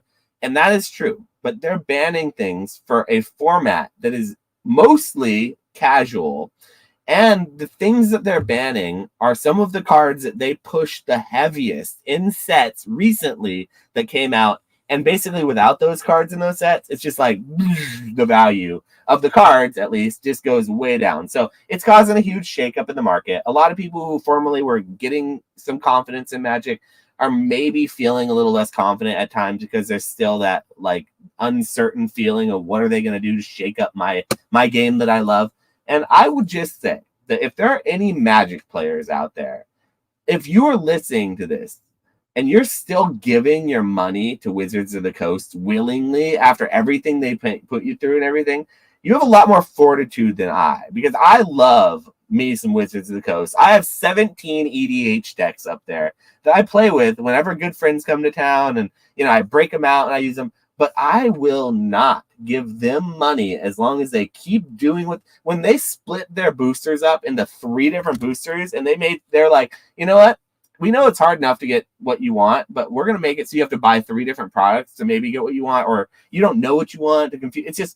It was such a slap in the face. I was a real big sign to me that I need to like back off from buying Magic. But like, I love the game of Magic the Gathering. That was what got me into trading card games. Like, I played Pokemon first, but then I got into Magic, and I played Magic competitively. I had a DCI card. I went to like regionals. They called them like Pro Tour qualifiers, and I would try to like get into the Pro Tour, which I never did, but I would always go to like the qualifying things to try to get in, and the Grand Prix to try to win money, which are like smaller tournaments that they used to put on.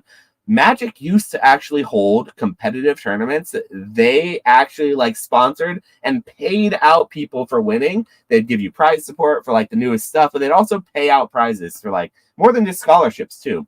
They don't do that anymore because they don't care about their players like they used to. They stopped the play program back in 2020, I think.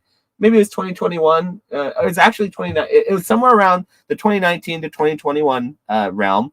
They just pulled their Pro Tour player membership program. They just got rid of it. They said, if you want to play our game professionally, fine, but you're not going to get it from us. We're not going to run the tournaments. That's all on you. That's all about Wizards. Now you, the game stores, have to do that. So, Magic hasn't really been about the players for a long time. In my opinion, they've been all about just making a lot more money, which I get as a company, they have to. But that company used to operate a lot differently, in my opinion. So now I think it's going in the right direction. They're doing weird ban stuff. But that's what I want to talk about is like when you can ban something and have people just up and leave because you like ban something. Maybe people who are in the game need to realize that there's more about this game you love than what they can tell you. If they ban a card that you love, that you want to use and play, still use it. Like, who's stopping you from using it at your kitchen table? Like, still, you're not going to play tournaments with it. Unless you're in a tournament, it doesn't matter. We have our own kitchen table rules that, like, if there's a banned card that they say we're not supposed to use, I'm not going to take it out of my deck and not use it. If it never had an issue before, I'm going to keep it in there. So, like, I don't know. It's not as big a deal for like real players of the game, but investors put a lot of money into it and wanted something for like value and stability. It's a huge problem for it. But that's all. Done with my rant about that.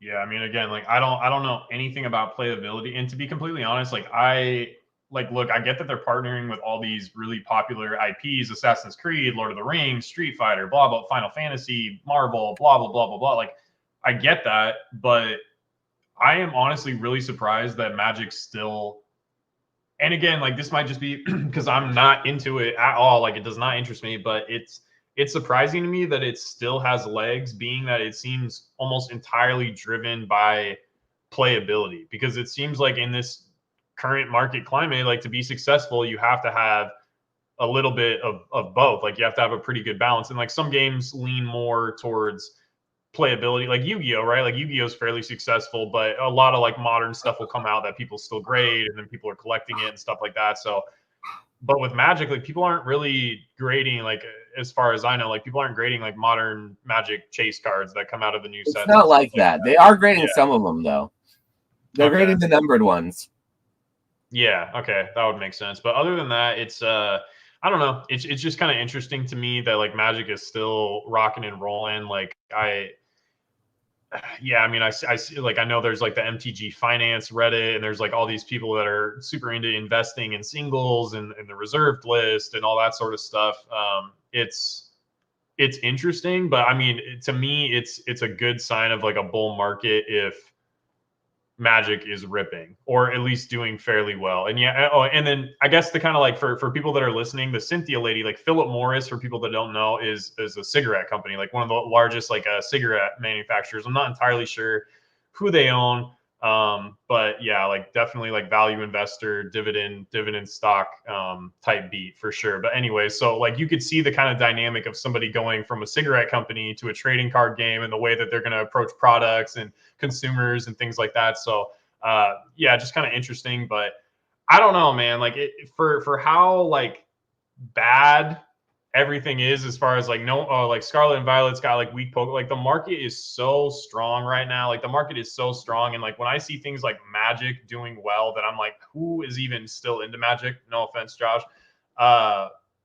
It just makes me more confident in things. But also, basically, anytime I watch Rudy, I get more confident in things. So that might be just kind of like a byproduct of listening to him as well. So I'm not entirely sure there, to be honest. But yeah, Magic the Gathering is one of those things that I think is going to stay around for a long time. Even if they do really badly, it's going to be hard to drag the people who are entrenched in it out, because they'll just play with their old cards. Like I just sat here and told you I haven't spent money on Magic in an X amount of years, but I still have the stuff that I play with and that I need, that I love. It's not going anywhere, because like it's worth more to me to have it and play with it. And like that's my whole experience with Magic. That's my nostalgia. And I think a lot of people feel the same way. They don't have like a grading experience with it yet. Like they don't try to like collect it for one single card's art. Like you like some of the cards' art by proxy because you're you played with them so much and you have that connection. You remember seeing it, like it's a muscle memory, like seeing certain cards like Soul Ring and like other cards that are like Counterspell. Certain artworks on certain cards are like just Swords of Plowshares are just like really iconic to me, and I wouldn't need that in a slab with a 10 on it in order for me to appreciate it. Like I want it in my deck. Like I want my Swords of Plowshares deck into my deck of cards so I can remove, use it to destroy or remove someone's creature from the game. And so it's like, it's a different dynamic there. But yeah, Magic's not going anywhere. I've told you many times when the apocalypse rolls around, I will be playing Magic the Gathering. I'll be drafting it with my Apocalypse Survivor buddies who I probably had to teach Magic because they never bothered learning, but it'll be a fun thing. So yeah, whereas Pokemon, not the same. It's not as playable. It's not as good. Like it's hugely collectible, but in the Apocalypse, I don't know how far those slabs will get you. I don't know. You can play with the slabs, how fun it is. I guess maybe people like looking at things better than they like actually playing a game. So Magic the Gathering, great game, fantastic game.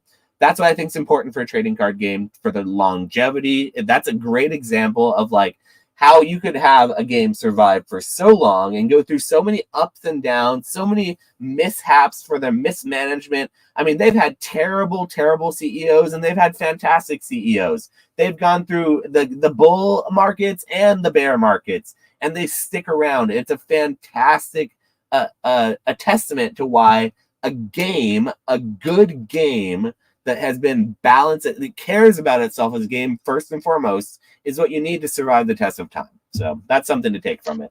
Yeah, that's definitely fair. I mean, what's interesting about Magic too is like Magic has no IP. Like it has no or it's an IP, but it doesn't have any, like it's not connected to a show or like anything nostalgic. So like the cards that you're nostalgic, Magic is also not only English, It's in Japanese. There's a lot of, I've seen a lot of cool Japanese cards.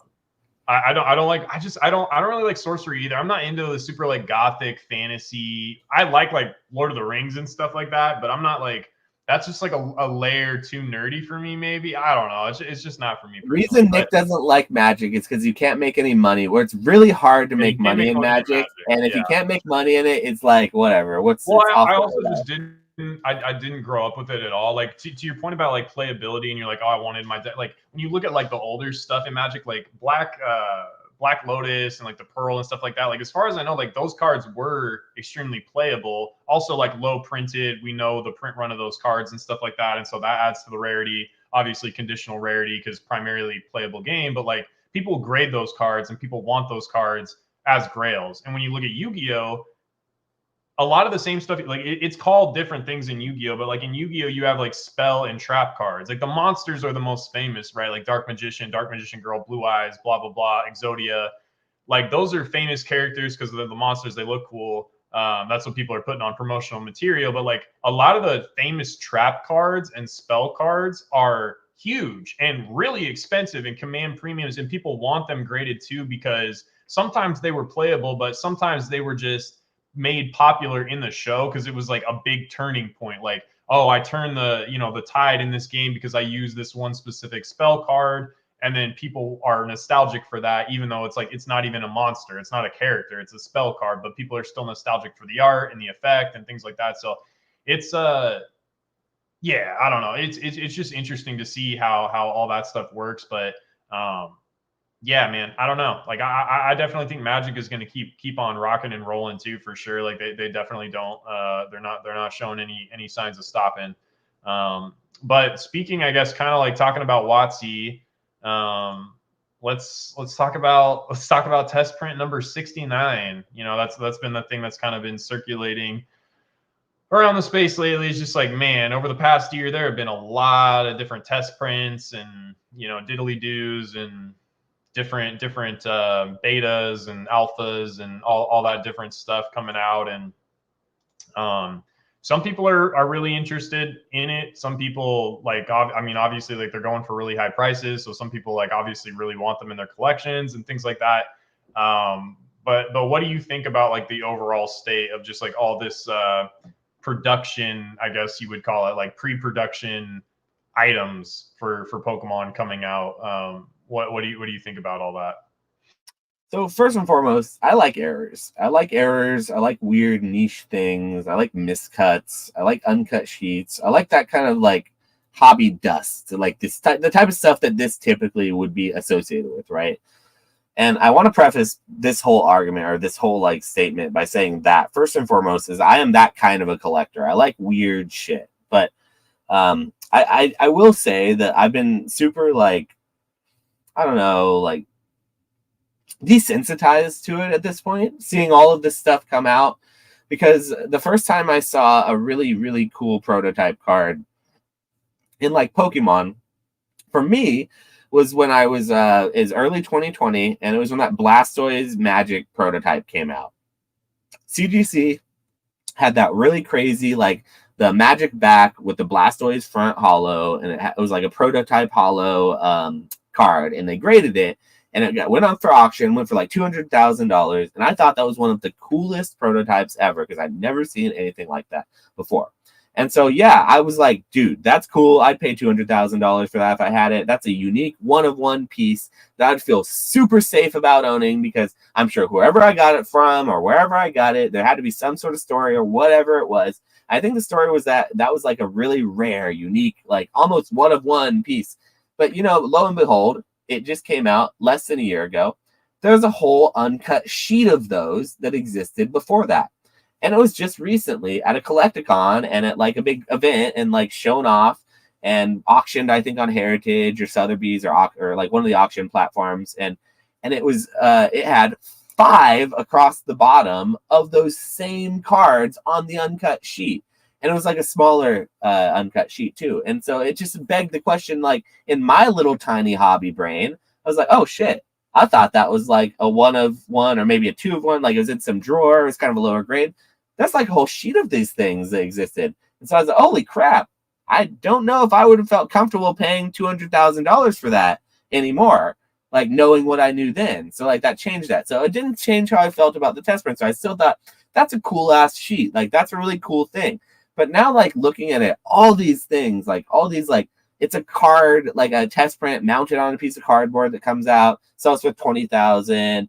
It's got like a coughing on a piece of like receipt paper from Dunkin' Donuts, and that's taped as a pristine tin on the back of a Magic card with Pokemon scribbled in ink on it, like printed out of my grandma's printer and laminated. That got a pristine tin. That sold for $50K.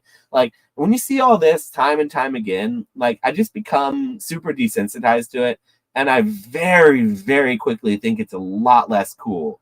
And so like I don't know how the rest of the market or the people who are buying this don't feel that way, or maybe the people, it's a one and done thing. When you buy one, you get so burned because every one that comes out after that, you're just like. Well, and to your point, like about the buying the single card and then getting wrecked, finding out there's a sheet is like oof. And so my thing, that's brutal, man. That's brutal. Like how could you ever feel confident in any? Well, and here's the thing too, the more and more of these come out, like subjectively people are going to be like, oh, the art on this one is cooler, or this one's a higher grade, or this one's a more popular Pokemon or whatever. Fine. But when all this stuff keeps on coming out, how does any of it then become special? You know what I mean? Like, how do you go, oh, well, like this is the true Grail test print over this one because it was made this way, or what? Like, the Blastoise thing makes sense to me because it's like, okay, you guys already have the Magic card stock, so it makes sense that you were like, okay, let's rock and roll. Let's try to like print some stuff on the card stock that you guys already have, like with, you know, and we'll throw some random foiling on there. Like, let's see what happens. Like that makes sense. That seems like a believable story.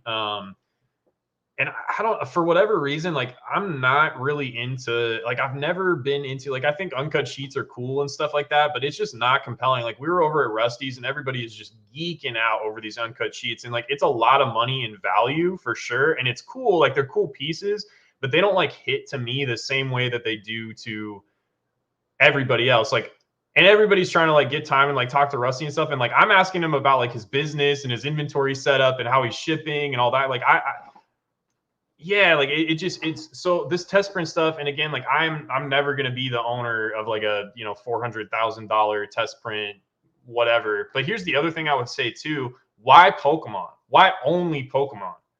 Why haven't we seen it? Exists in other games too, for and like sure, but like Magic. not to the same volume, right? Like it seems like almost every 2 months a new like I haven't like when's the last time a new Magic thing got announced?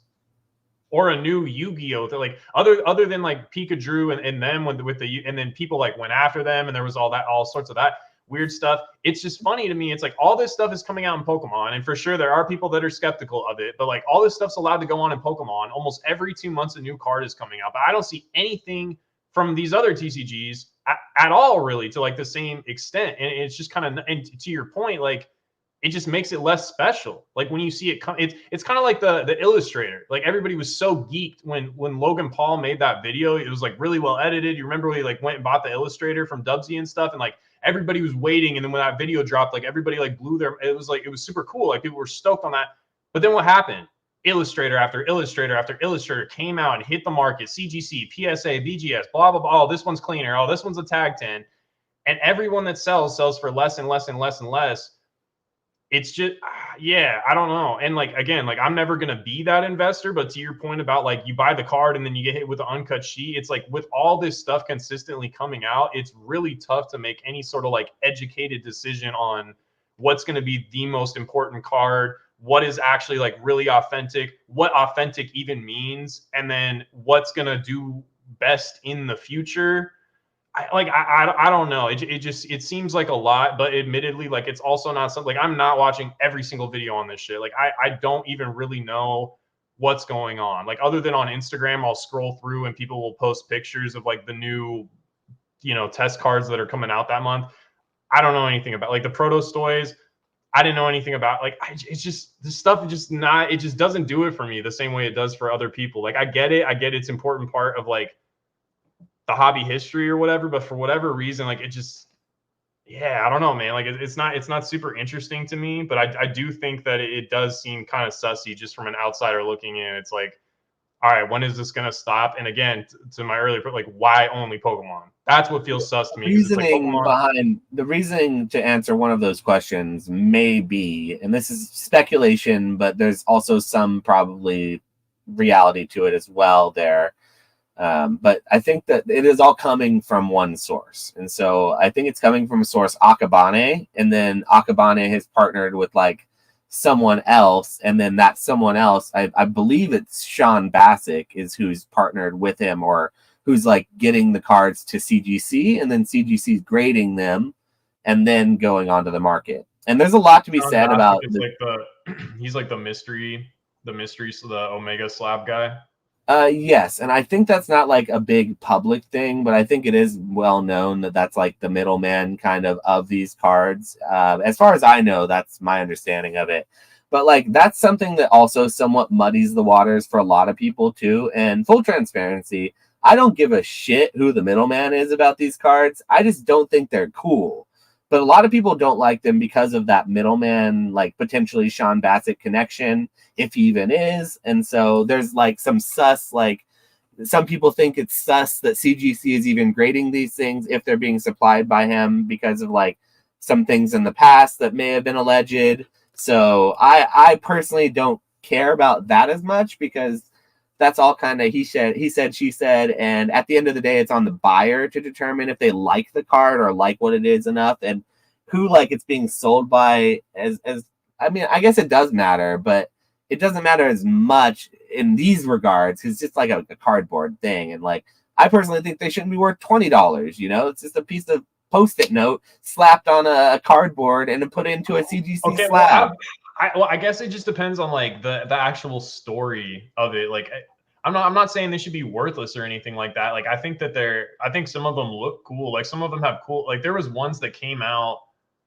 And again, like I don't know anything about this stuff, but like one of them came out and it was like they were like black and white sketches and the art was kind of like whimsical or whatever. Like I actually kind of liked those. Like those look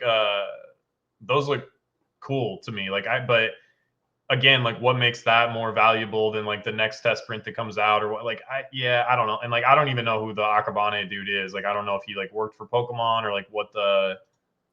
And I don't know who Sean Bassick is. Like I don't know. But I don't know exactly what the connection was. He's currently not connected with Pokemon. They would not be happy about leaking all this stuff. Ernie says factory stuff like sheets and test prints tell a story about how things came to be. I think the story plus the rarity is what makes them good collectibles. Ernie recently purchased a uncut sheet from Squeak's Game World, and when he can't sell it for a 40% margin, he will take a 20% loss, and we'll see if this comment is the same, if that energy remains in 3 months. No, I'm just trolling. I agree. Like I so is the collectible. He is our resident like collector boy. He is the biggest collector of all of us. So he's the expert on that. He is. Like I think that they're cool too. It's just like I think Pokemon is so hot right now, and the market is so hot that it's just like where there's money, there's opportunity. And I don't know Akabane, I don't know the basic dude, I don't know like his story or what he did or didn't do. Like I don't know any of that shit. But bottom line, like there's money to be made, and if like some guy be like, yeah, I worked for Pokemon, like it's not out of the realm of possibility for somebody to just say like, yeah, these were test prints. And it's like, how are you going to double check that? And here's the other thing too, like Japanese culture is a little bit different. Like they're very protective of their IP, but like in Japanese culture, like if you buy through like Japanese proxy websites and you get scammed and they admit that you get scammed, first of all, like good luck getting any of your money back, even if you pay for protection and all that stuff. But if they acknowledge that you get scammed, so like you buy through one of these proxy websites, they tell you like, yeah, you send them pictures, you're like, hey, this was a scam. And they're like, yeah, you did get scammed. They still will not leave negative feedback on the seller's profile, like whether it's like Mercari or whatever, like they will not leave, or eBay or Amazon, like they will not leave negative feedback because it's culturally like inappropriate to do that, if that makes sense. Like it's like making a fuss or whatever. And so I wonder if this stuff was fake, it gets into that thing to where it's like, it's Pokemon, this is our IP, we need to protect it, we need to protect our reputation. So are we going to go out and attack these people that are potentially putting out like fake test print cards, or is the Japanese culture side going to take over to where it's like, like, yeah. So I don't know. Like people could totally be getting away with things in Pokemon, but then again, like when I look at Pokemon going on like Instagram and kicking people off that have like Pokey in their name, it makes me think that if people were selling fake test print cards, that maybe they would go after them. But I don't. But then again, it's like, do they want to get involved in like legal law? Like, does that look good to them as a company? I don't know, man. Like, there's just a lot of stuff to consider, I guess. And ultimately, like, neither of us will probably ever be the buyers of anything like that. But it's interesting. I will say I would be a buyer of a test print, or not test print, of an uncut sheet. Not a test print though. I don't really care about test prints. I don't like that stuff. But an uncut sheet, in my opinion, is one of the coolest things that you can own in the TCG realm when you have a house. Like if you own a house and you have somewhere to put it on your wall and display it in a nice way, I personally think a cool uncut sheet with a lot of artwork of cards that mean something to you is one of the coolest ways you can like show that love to the world of when people come to your house as like an artwork piece. So like that's the one thing I will say about Rusty is he had them put a slab up on the wall. Like look, what's this look like? Oh yeah, how cool is that? Look, guys, I gotta go and get my magnifying glass out to read that piece of crap. No, I want a piece of big uncut sheet, a shiny one up on the wall. That's you know why what I mean? Ernie is shilling posters lately. Big picture, big good. But that's one thing I will say about Rusty is like he had the uncut sheets on these like cool custom. I don't know if they were custom. He had them custom made. I've heard him talk about those display things he had. The stand-up ones. He had these. They're really cool. Like wood. They were like wood posts, and then they had this cool like plastic framing in the middle, and they just kind of like stood up, which is probably good for the preservation of the sheet too, for it to be stored vertically. They kind of tell you. You don't want to roll it up, yeah. You don't want, because they usually are rolled up and you don't stored. Yeah, and you don't want it sitting horizontal because it'll curl and things like they tell you to do that with comics and then pressure dents and different things like that over time. But so like he has them displayed really nice, and it's cool. Like you kind of go up and then you see all of his stuff. And yeah, there's just like a row of all these like really cool displayed sheets. So I think it's cool. I just, like I said, it's just, I don't know, man. It's a lot. It's a lot to know like what to make of everything with like everything that's been coming out lately. And yeah, I don't know. We'll see what happens in the future. We'll see if there's another uncut sheet of this stuff, and then next year how many new like things are coming out and stuff like that. I don't know. We'll see what happens, man. But it's not for me. It's not for me personally. But I am like, I understand the production stuff. Like I have like production art and things like that I'm kind of specking on, and have been kind of like buying in the background a little bit. So like I'm into like original art. Like I think original art and production art and things like that are slept on and undervalued. But that kind of stuff has different provenance and is a little more like transparent, and you're not buying production art and then worried that like next week there's going to be like, every piece is a one of one. Like there is no uncut sheet of production You're not art, buying it for value So, storage. You're buying it for its value of entertainment, and it's like you can put it up as a piece of art and value it as a piece of art. Correct? Because what you're talking about, test prints or production art. Personally, I'm buying it because I think it's undervalued, and it's the market has been growing a lot recently and has been taking off, and prices have been appreciating quite a bit. So I'm buying it because I'm bullish on it. And You've shown me one that was like in a picture frame, though, right? It was like two pieces in a frame kind of thing. The Goku. it wasn't framed, but yeah, one of them was a cell, and then one of them was the sketch that comes along with it. For some reason, I thought I remembered it being framed like it was an art piece or something. It's not. It was just in a clear. It was just in a clear file to keep it protected. But yeah, I'm really bullish on that kind of stuff, and that market has been taking off a lot. I still need to do that like Dust live stream where I talk about all the different niche things. But DBZ, like anything like vintage DBZ has been going absolutely nuts for basically since Toriyama passed away. Like it's like all the Cardos stuff has been going crazy. And a lot of like original art and production pieces have been going bonkers. There's been, and just anime self.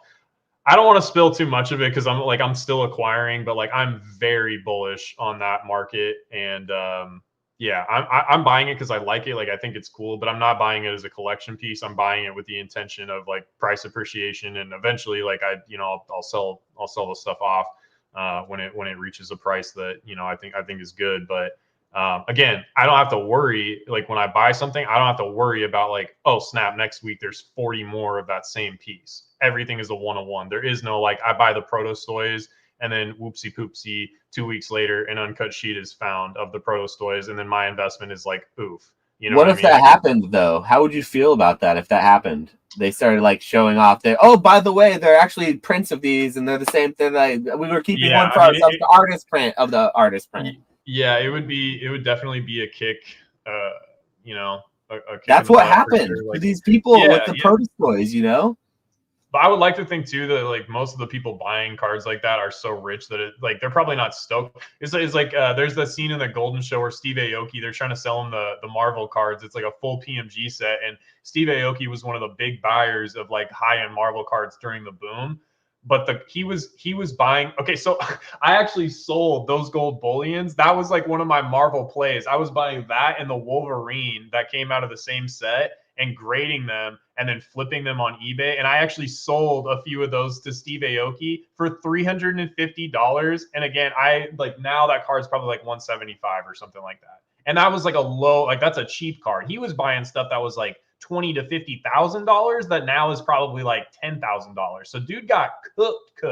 And they were trying to get him to buy all that Marvel stuff. And he was like, nah, this isn't where the market's at anymore. Like he knew, you know what I mean? So like whales, like they're like, ooh, that hurts. But he's not dumping, like he's not selling it, but he's also not like he learned. So he's like, I'm not doing this anymore. So I think a lot of the people buying this test print stuff are getting smarter. They're like, okay, I spent the money. It hurts that I'm down. It hurts that there's more than one Protostoys, but like I'll be buying these other test prints. Steve, you think Steve Aoki or what? No. You think those people who are like who learned and got burned, they're coming back to buy more?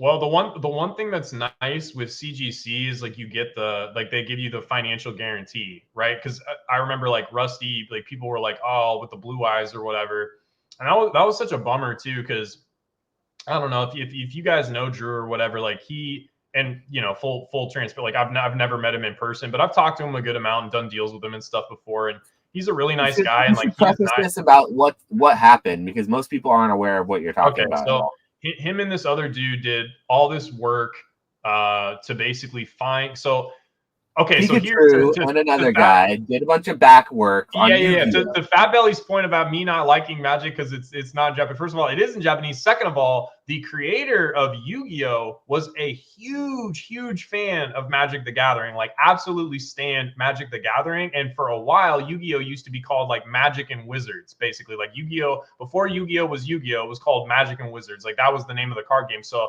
these dudes, and then obviously they had to change it for copyright purposes and stuff like that, right? Like you can't just be Magic and then Magic and like it's not going to work. Anyways, so they did all this research and they found these like test print, basically like Magic and Wizards cards with like blue eyes and like some of the original first monsters that came out in Yu-Gi-Oh. Did all this work, found them on like, you know, different Japanese flea markets or whatever, bought these cards and graded them through CGC, and you know did all these like write-ups. CGC did a write-up, blah blah blah. Anyways, a bunch of people, I guess, that like worked for PSA came out and were like, you know, they're not real for X, Y, and Z reason, which is fine if that's what you believe. But these dudes like really took it upon themselves to kind of like go on a vendetta against them, and to me that's kind of weird. Like, it's okay to put your info out there and be like, hey, like, I don't think these guys' information is correct, but then to like continue to go,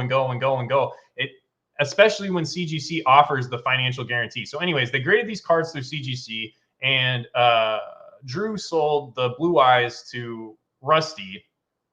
And a bunch of people were like, oh, it might, you know, and it might not be, but bottom line, like CGC authenticated it, CGC graded it. And so if anything ever came out, any sort of like definitive proof to where Rusty felt uncomfortable or was like, hey, you know, this proof came out to where like this actually isn't what you guys said it was, he has a financial gain, and there's no way in hell, like that would be the end for CGC. Like if CGC told Rusty, like, no, we're not going to pay you out on that card, like good night, like you're donezo, like you're cooked, like you're not doing that. You know what I mean? Like that would be PR suicide. So it's weird to me, but again, like people are so aggressively going after Drew and his buddy.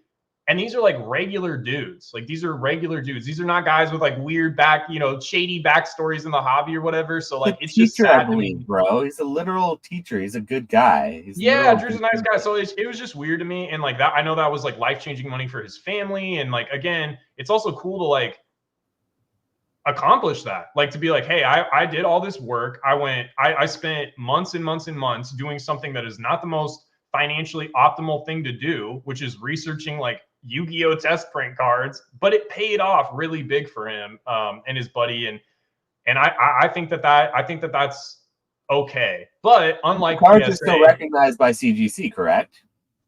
Yeah, but that's what I'm saying is like PSA, like you can't if PSA damages your card, good luck getting your money back. And PSA probably is not refunding you on anything either. So CGC actually, like, you get the guarantee built in with it, right? So what you have here, my friend, is called a gold border Machamp. And it's not just a Machamp that has like dark, like a Sharpie, like a gold Sharpie on the edges.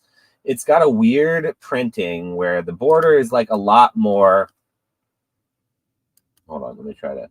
It's like a lot more orange. Take it out of the sleeve. Take it out of the sleeve. Maybe get some glare off. Yeah, it's already in bad condition. So, so anyway, I've had this for a while, and I'm going to get it graded most likely with CGC, but PSA doesn't grade these. This is a completely real card. Like it's a literal Pokemon card. Like I've held millions of them. I've inspected probably as many. And this particular one has a weird error that PSA just doesn't recognize. They don't grade errors. They don't grade weird things. They decided they don't want to put a gold border Machamp in their little box because they can't fit it. Whatever it is, they won't grade it. So I'm going to send it to CGC. So there's certain companies who I think it's completely reasonable that will grade certain things that are completely real the other companies don't touch for other reasons other than them not being real. So like my point is like PSA not grading those test print cards, they may believe something about them, they may think they know something about them, CGC doesn't, but CGC probably on the same hand thinks they know something about them that PSA doesn't, which is why they put it in their plastic. So like it's a he said she said kind of shit, and when you're the consumer who gets to decide where to put your money, in the end game you decide. So like what other people say, what XYZ dude online who's making a big fuss about your card you just bought being fake says really doesn't matter. What the biggest YouTuber 100%. In the world doesn't matter, you know, what they say doesn't matter, and if it's the smallest YouTuber it doesn't matter. So like I feel like the end consumer is what matters. So those are the people who really are going to be deciding, you know. Yeah, 100%. And like people, you know, like I remember because they were saying like, okay, well, you have financial incentive. It's like, doc, so do you. Like your reputation as like, oh, I'm the Yu-Gi-Oh guy or whatever, but like now you're butthurt because you didn't get called upon to grade these cards, and like your reputation of you have to be the one that says like everything is real or not real. It's like, are you Takahashi? Like, no. Do you work for Konami? No. Like, why is your opinion like? It's just you're getting the same peanut gallery happening with these test print cards, though. You're getting the exact same narrative in peanut gallery of people who have no skin in the game, no intention of buying, no knowledge or care, just saying one thing or the other, like us talking about it. You know, I feel like it's just fine, but like at the end of the day, who really matters is the person spending the money on it. And I personally don't know how people can spend so much money on these time and time again, these test prints. To bring it back to the Pokemon thing, the test prints that are being pumped into the auctions time and time again these last like few months, I don't know how they can keep on going. So yeah, I do want to talk about one more thing that wasn't on the list here, just a little something spicy in the hobby that happened recently. Did you hear about the $200,000 pristine Charizard sale that happened? I think it was like 180 or something actually for the CGC 10 pristine first edition Charizard. So there's recently a sale for a CGC 10 pristine first edition base set Charizard English, and it went for like 180,000 in auction. I guess there's a little bit of a little extra spice with this story because it was on Buy It Now on, I think it was Pallet Town Marketplace. It was on one of those big marketplaces on Instagram for a while, and there were offers that came in confirmed, I guess, for $300,000, and the seller, for like a couple of weeks before the sale happened, was when those offers came in. So recent offers, and the seller declined and sent to auction, and it went for 180. So what do you think that says about the market? What do you think that says about that particular card? And what do you think that says about buy it nows versus auctions? And I just want to hear your opinion on that. Is that as big as an oof as it sounds, or is it something that could happen to anyone? That's a big oof. That is a very big oof. That's a oof to the you know, $120,000 is yikes. I mean, definitely not to the same degree or whatever, but I have a similar tale of woe. Like I bought a raw first edition Charizard from Mason. It was German or whatever. Graded it. I got a 9.5. I think the recent sale was like 4,000 or something. Some dude offered me, and again, I bought this card I think for like $600 and graded it for like 40. And some dude offered like 3,200, and I was like, dog, this is a first edition Charizard 9.5. Like, no, and last comp is 4. Anyways, that was the only offer I got for a while. Then some dude from Oak's Discord came by, I don't know, 4 months later or something like that, and I ended up selling it to him for 2,500. Now, 3 months after that, CGC announces the crossover from 9.5s to 10. So that dude probably took the 9.5, got it crossed over to a 10, and then sold it for like $5,000. So, you know, shouts out to you. But like people, for whatever, like people just don't trust CGC. And like the thing is like with big cards like that, people know what you're doing. Like you probably bought a PSA 9, cracked it, or a BGS 9.5, cracked it, and then sent it to CGC because you know CGC grades vintage easier. And like the people buying vintage know that. Like, they're not dumb. The people that are spending $150,000 on Charizards are not stupid. Like, they know, and these cards aren't cards that come up like all the time. So people have time to do research and look at the provenance and really check. And if you're going to spend 150 bands on a Charizard or something like that, you want to make sure it's clean. So I don't know if the copy was super clean.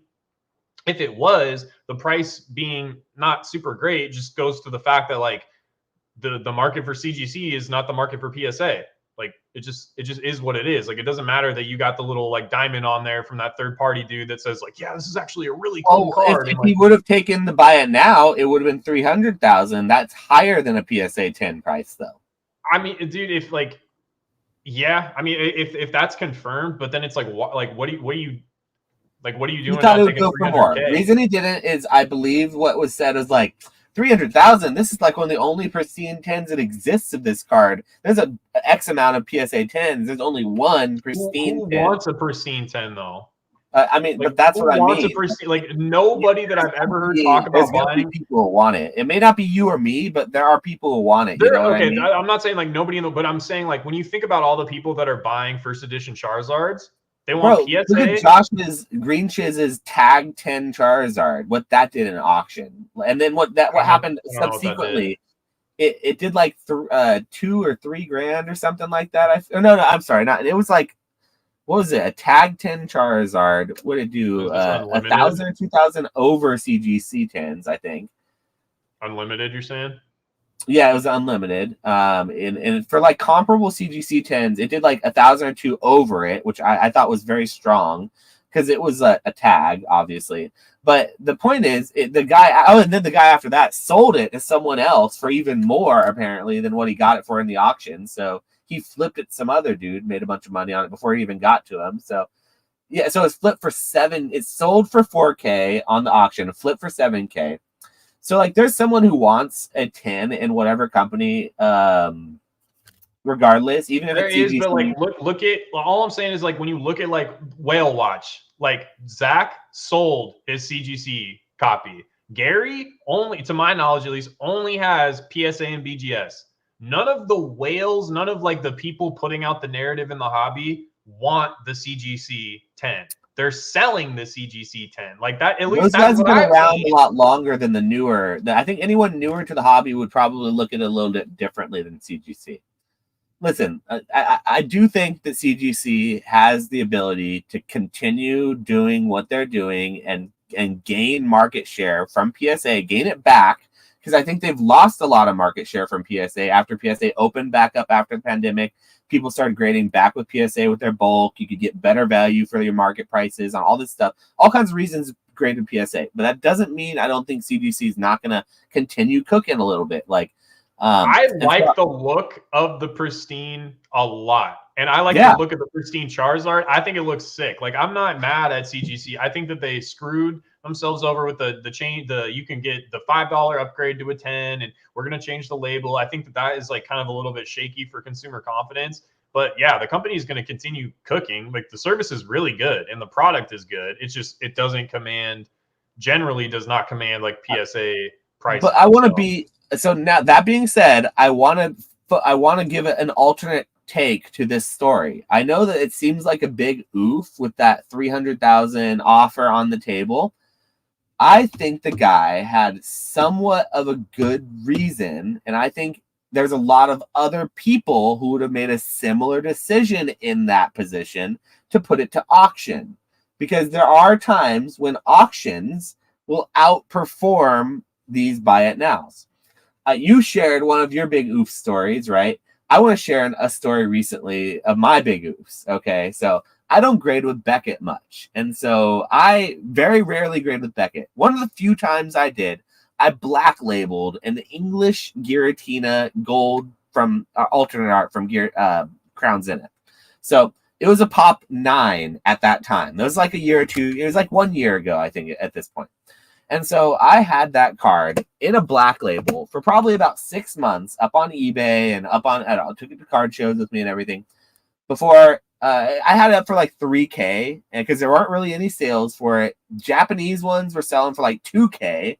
The English ones are way harder to grade and way lower pops. So like nobody was really wanting it. It was Japanese was popping at the time. That's why that's why they were almost 2K. People were thinking Japanese was a superior language. They didn't think English was good.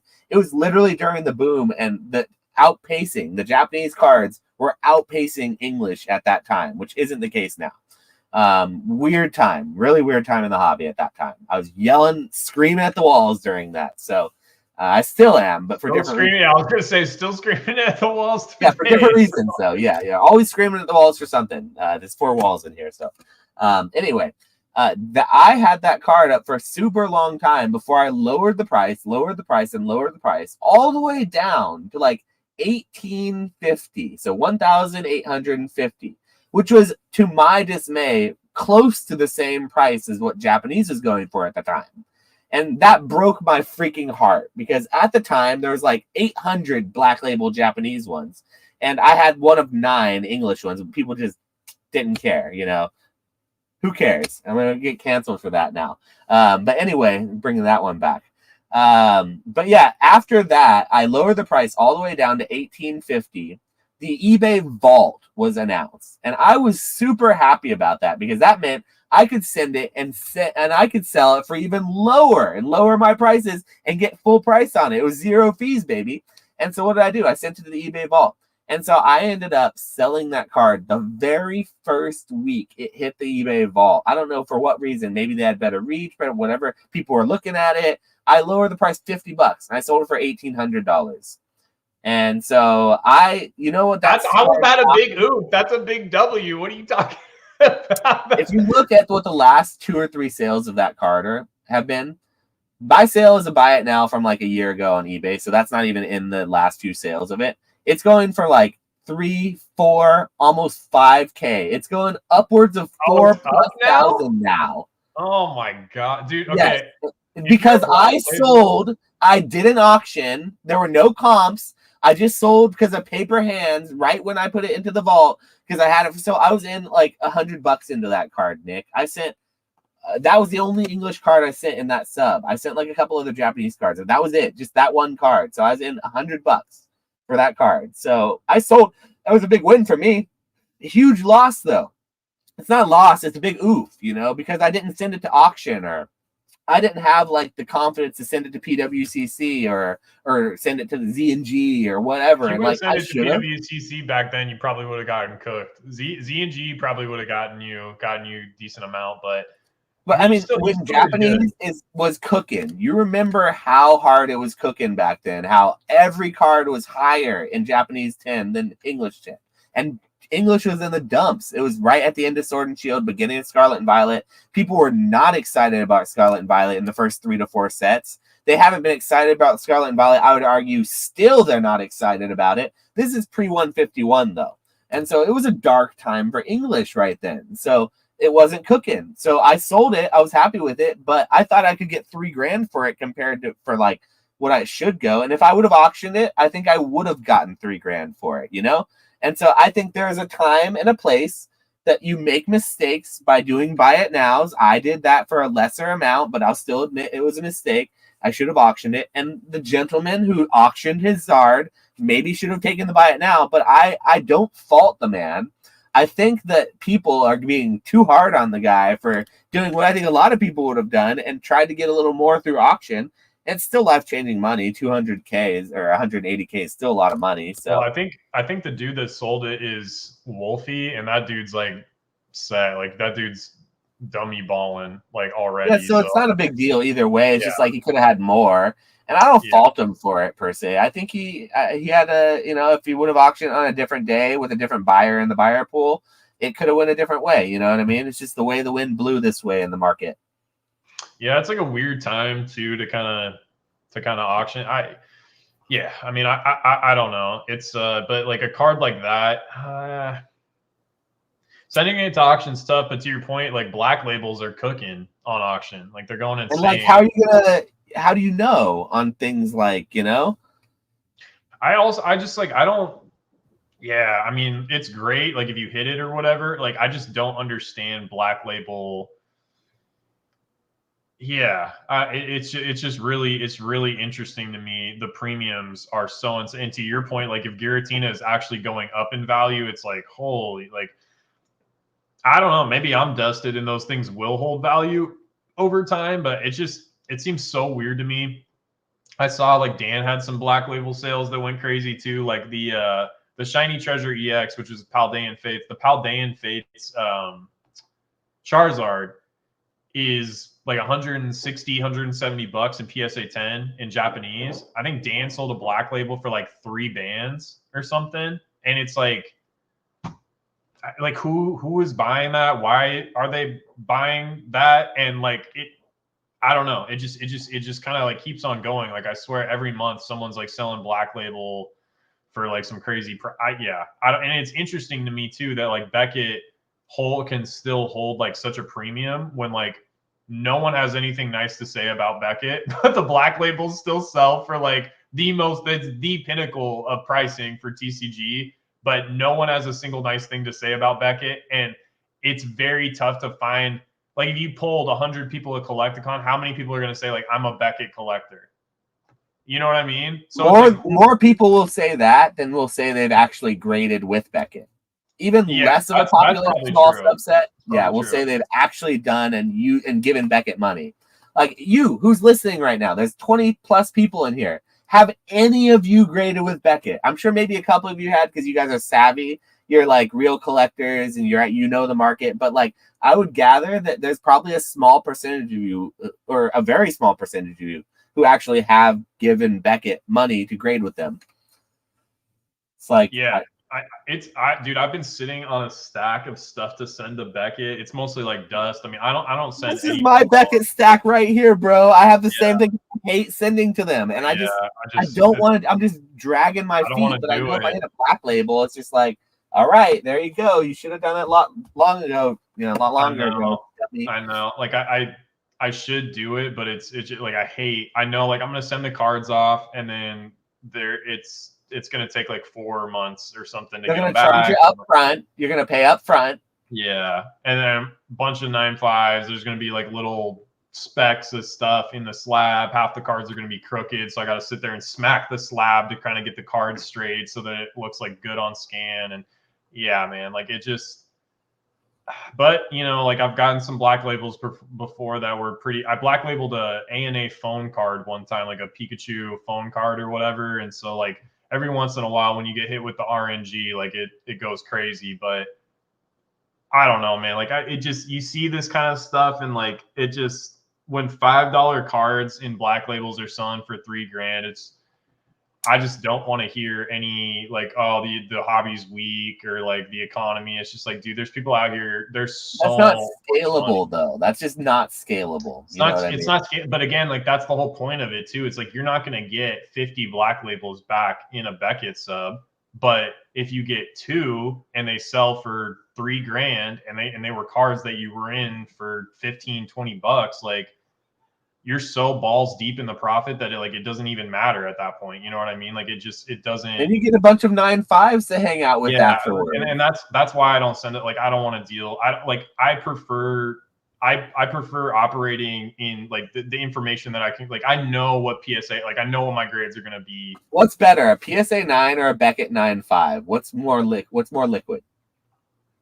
Of the same card, a PSA 9 or a Beckett 9.5? Probably the PSA 9, depending on the card. I feel like 9.5s are pretty dark. Like pretty. You know what everyone who has a 9.5 would try to say? They try to say, but this is a 10, bro. This just crack it and send it and put it in PSA. Yeah. And I find that every argument that a Beckett bro who has a 9.5 has is always that it's a PSA 10 just in the wrong label. And that being said, that's why PSA wins. I'm sorry. Yeah. I just I prefer, I have a really good gem rate with, I grade mostly Japanese, so that helps. But I have a probably 95. Well, yeah, over everything, probably 95+% gem rate. Brother, I'm sorry. Saying you have a good gem rate when you literally grade all Japanese is kind of like bragging about beating Zelda on easy mode or something, or Metroid on easy mode, or using the invincible mode cheat. It's like nobody's really impressed by that, brother. You probably should. That might be true, but like most of the stuff I'm sending to Beckett is not like it's mostly dust. It's like stuff that needs to be sent to Beckett, and most Oh, of the you people mean Beckett gym rate? I thought you meant PSA gym rate. That's actually is impressive. No. I was saying like, yeah, no. I don't have a like probably on like modern type stuff that I've sent to Beckett, like pretty good gem rate. Like I remember we opened these a long time ago. I did a play with Dan, and like we bought a bunch of like this stuff, these Mario Pikachu decks, and it's like a full poker deck, but all of the face cards, so like Jack, Queen, King, like all those in all four suits are like full arts. And so I sent those off, and I black labeled a bunch. Like I think we got like 5 or 6 black labels out of like a 20 something order. But I mean, like the cards they're poker cards, like fresh out of a deck, so they're like clean as hell. But yeah, like we sent those off, and like that was like a really good gem rate. But like when I'm sending like DBZ and like dust and all that, like it's very like some amount is it's like gonna be 8.5 all the way up to 10, and then you know what I mean, Yep. like depending on what and like some stuff it's I go hard to into do an 8.5 of a modern card, especially if it's like a $10 or $15 card, Yeah, I mean, like if I hit like is different, I think that's a little. You could probably get some 8.5 collectors of that because it's kind of rarer. Yeah, like I've sold like 8.5s and 9s of like the vintage DBZ stuff for sure. Like if you hit a 9.5 on a vintage, like you're printing, like you're vintage printing stuff is a little different with Beckett. I'm mostly referring to modern plays in Beckett. I think that should be probably. I think that's what we've been referring to. And so it's chat, so, if you're wondering, that's kind of yeah, and it's so expensive because like they charge more for grading, and then they charge more for shipping and insurance on top of it. So like really, after like you factor everything in, even if you don't do subgrades, you're looking at like $20 a card to grade, and then if it hits a 9 point, it's so like at volume, it makes sense if you're sending like 100 of a promo or something like that, because the black labels and the 10s are going to sell for a premium, and then overall. But like if you're just sending like 5 or 10 or 15 cards, and you have to hit like a black label upside to make the numbers make sense, you're probably going to get cooked because the math just doesn't pencil. But if you do a Dan play where you send 100 Unagaba EVs and 10 of them black label, and then X amount of them 10, and the rest of them 9.5. Like you can auction the 9.5s and take whatever for them because you're so deep in the profit on the other. But again, like it only really works at volume. You can get lucky sending 10 to 20 cards, but that's not a business model. Like, and that's not going to work like long term. Like that's not repeatable. You know what I mean? So like you have to do the whole large number law of large number. Like you have to. Yeah. Anyways, we've been all over the place in the podcast, but any final things you want to talk about? Or well, I guess you never even really said like what you think about the Charizard to begin with. What I think about it going for 180 instead of like closer to what PSA 10s go for, 220. Yeah, it's a CGC 10, so of course it's going to go for less. What do you expect? Like, I agree with that take. I was just playing devil's advocate a little bit when I had this, But no, of course it's going to be less than a PSA 10 when you auction it in like this market. Like it's a basic Charizard. Like there's a million of them in PSA 10. Like we see them every week come up like in a PSA 10 for an auction. It hits 200 to 220 every time. So I would absolutely expect a CGC 10 to go for like 180. Yeah, and that's high. That's pretty good, honestly. I would say it's good. But the whole 300K offer thing, it's like, I don't fault the guy. I don't think it's an oof at all. I think that given his situation, he didn't need the money like we're understanding to auction it. He just wanted to see what it did probably and like let the market do what it's going to do. And who knows, maybe he gets more. So I don't think it's a big oof. I have a different take than what other people say about that. I don't think it's a big oof. I just think it's a funny story.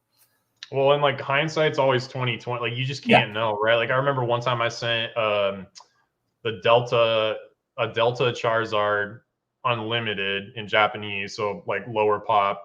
But ironically, sometimes with some of the bigger cards, I think because people are kind of like the buyer pool isn't as nuanced. Sometimes with some of the bigger Japanese cards, people want first edition, even though it's not as rare. I don't know. Anyways, maybe because they think it's like, oh yeah, it's first edition like English. But yeah. So anyways, it was a PSA 10 unlimited, the Delta species Charizard. Recent sales were like 17 or something like that.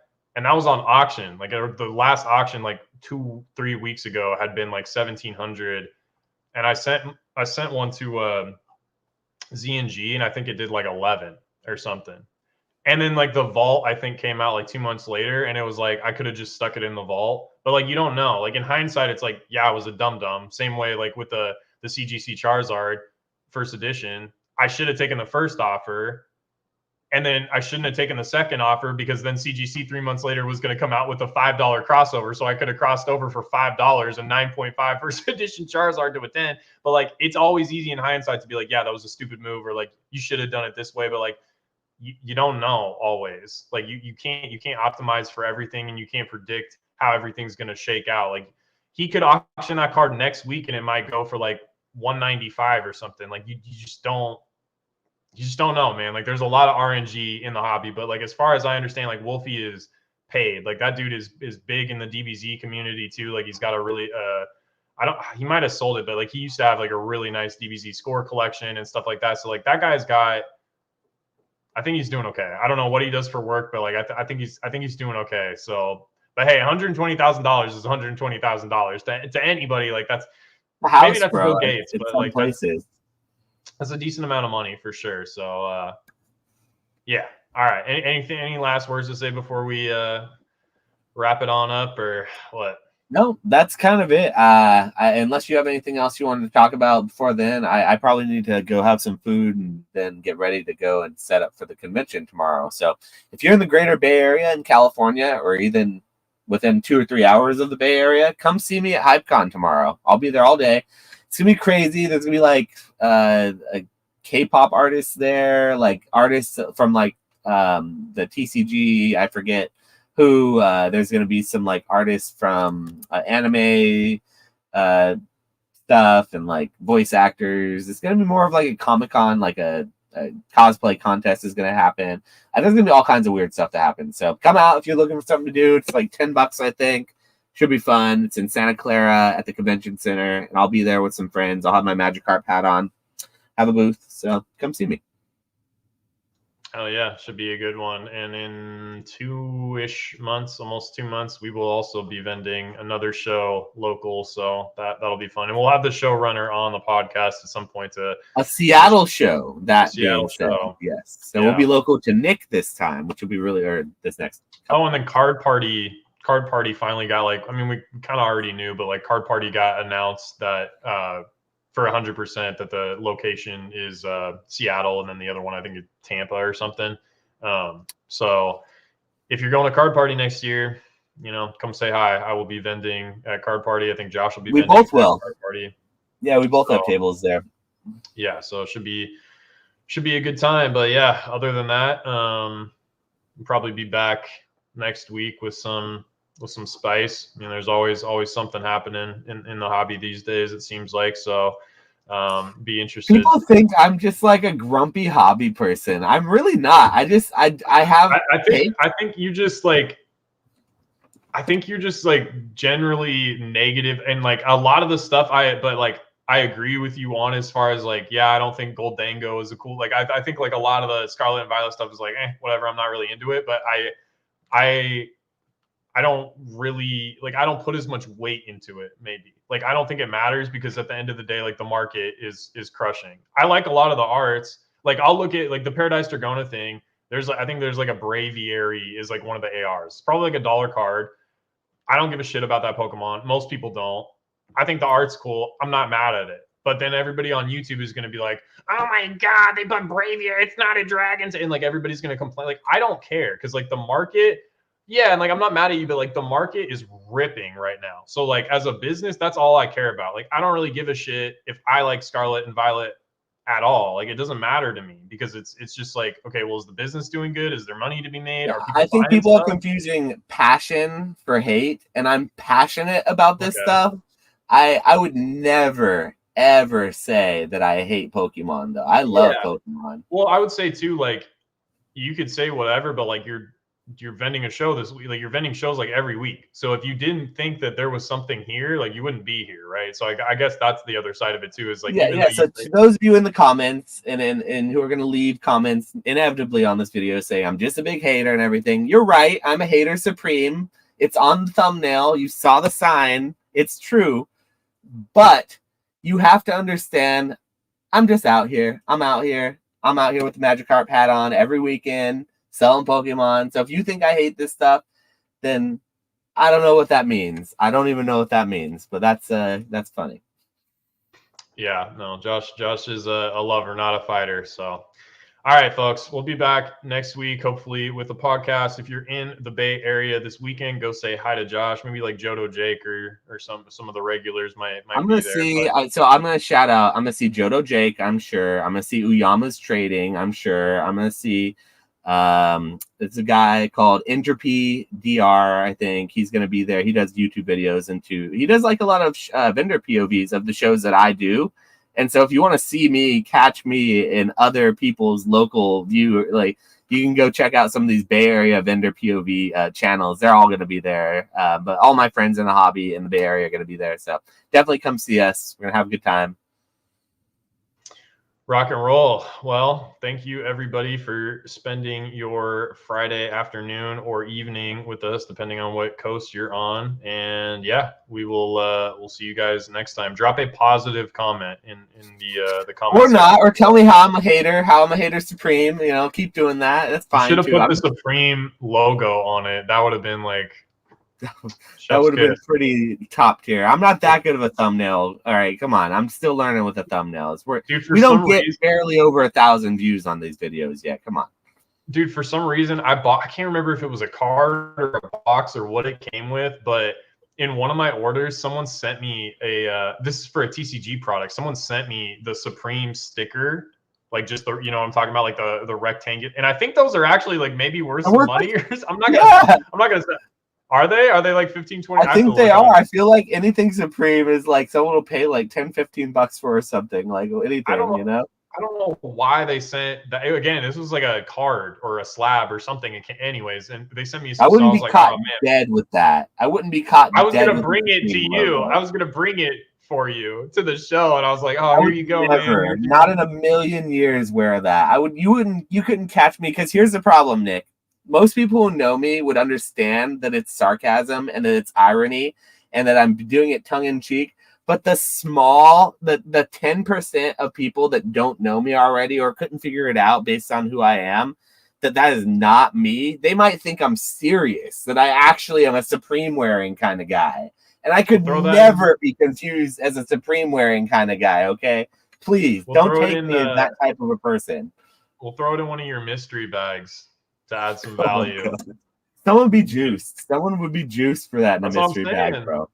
You open that, you get like a PSA 9, I don't know, Cresselia, and then you get like a Supreme card. So there you go. Who's grading Cresselia's dog? Who is this freaking person grading Cresselia's? That's what I want to know. Do I even have? No, I don't have. I thought I might have a Cresselia back here. No Cresselia's. I think that would be Jake Smith. I don't have a Supreme hoodie. I don't think Josh does either. But what I will say, I used to have I'm not that rich. Not the Gore-Tex, but the Steep Tech, the jacket, the collab jackets that they did with North Face. I used to have one of those. Those are fire, dude. I really like those jackets. And they weren't like super expensive. I think they were only like $300 or something like that. But those are fire. I really like those jackets a lot. But all right, we're just ranting now. Appreciate everybody hanging out. Leave a positive comment, please, and we'll see you guys next week. So, adios. Oh, we have to end the stream.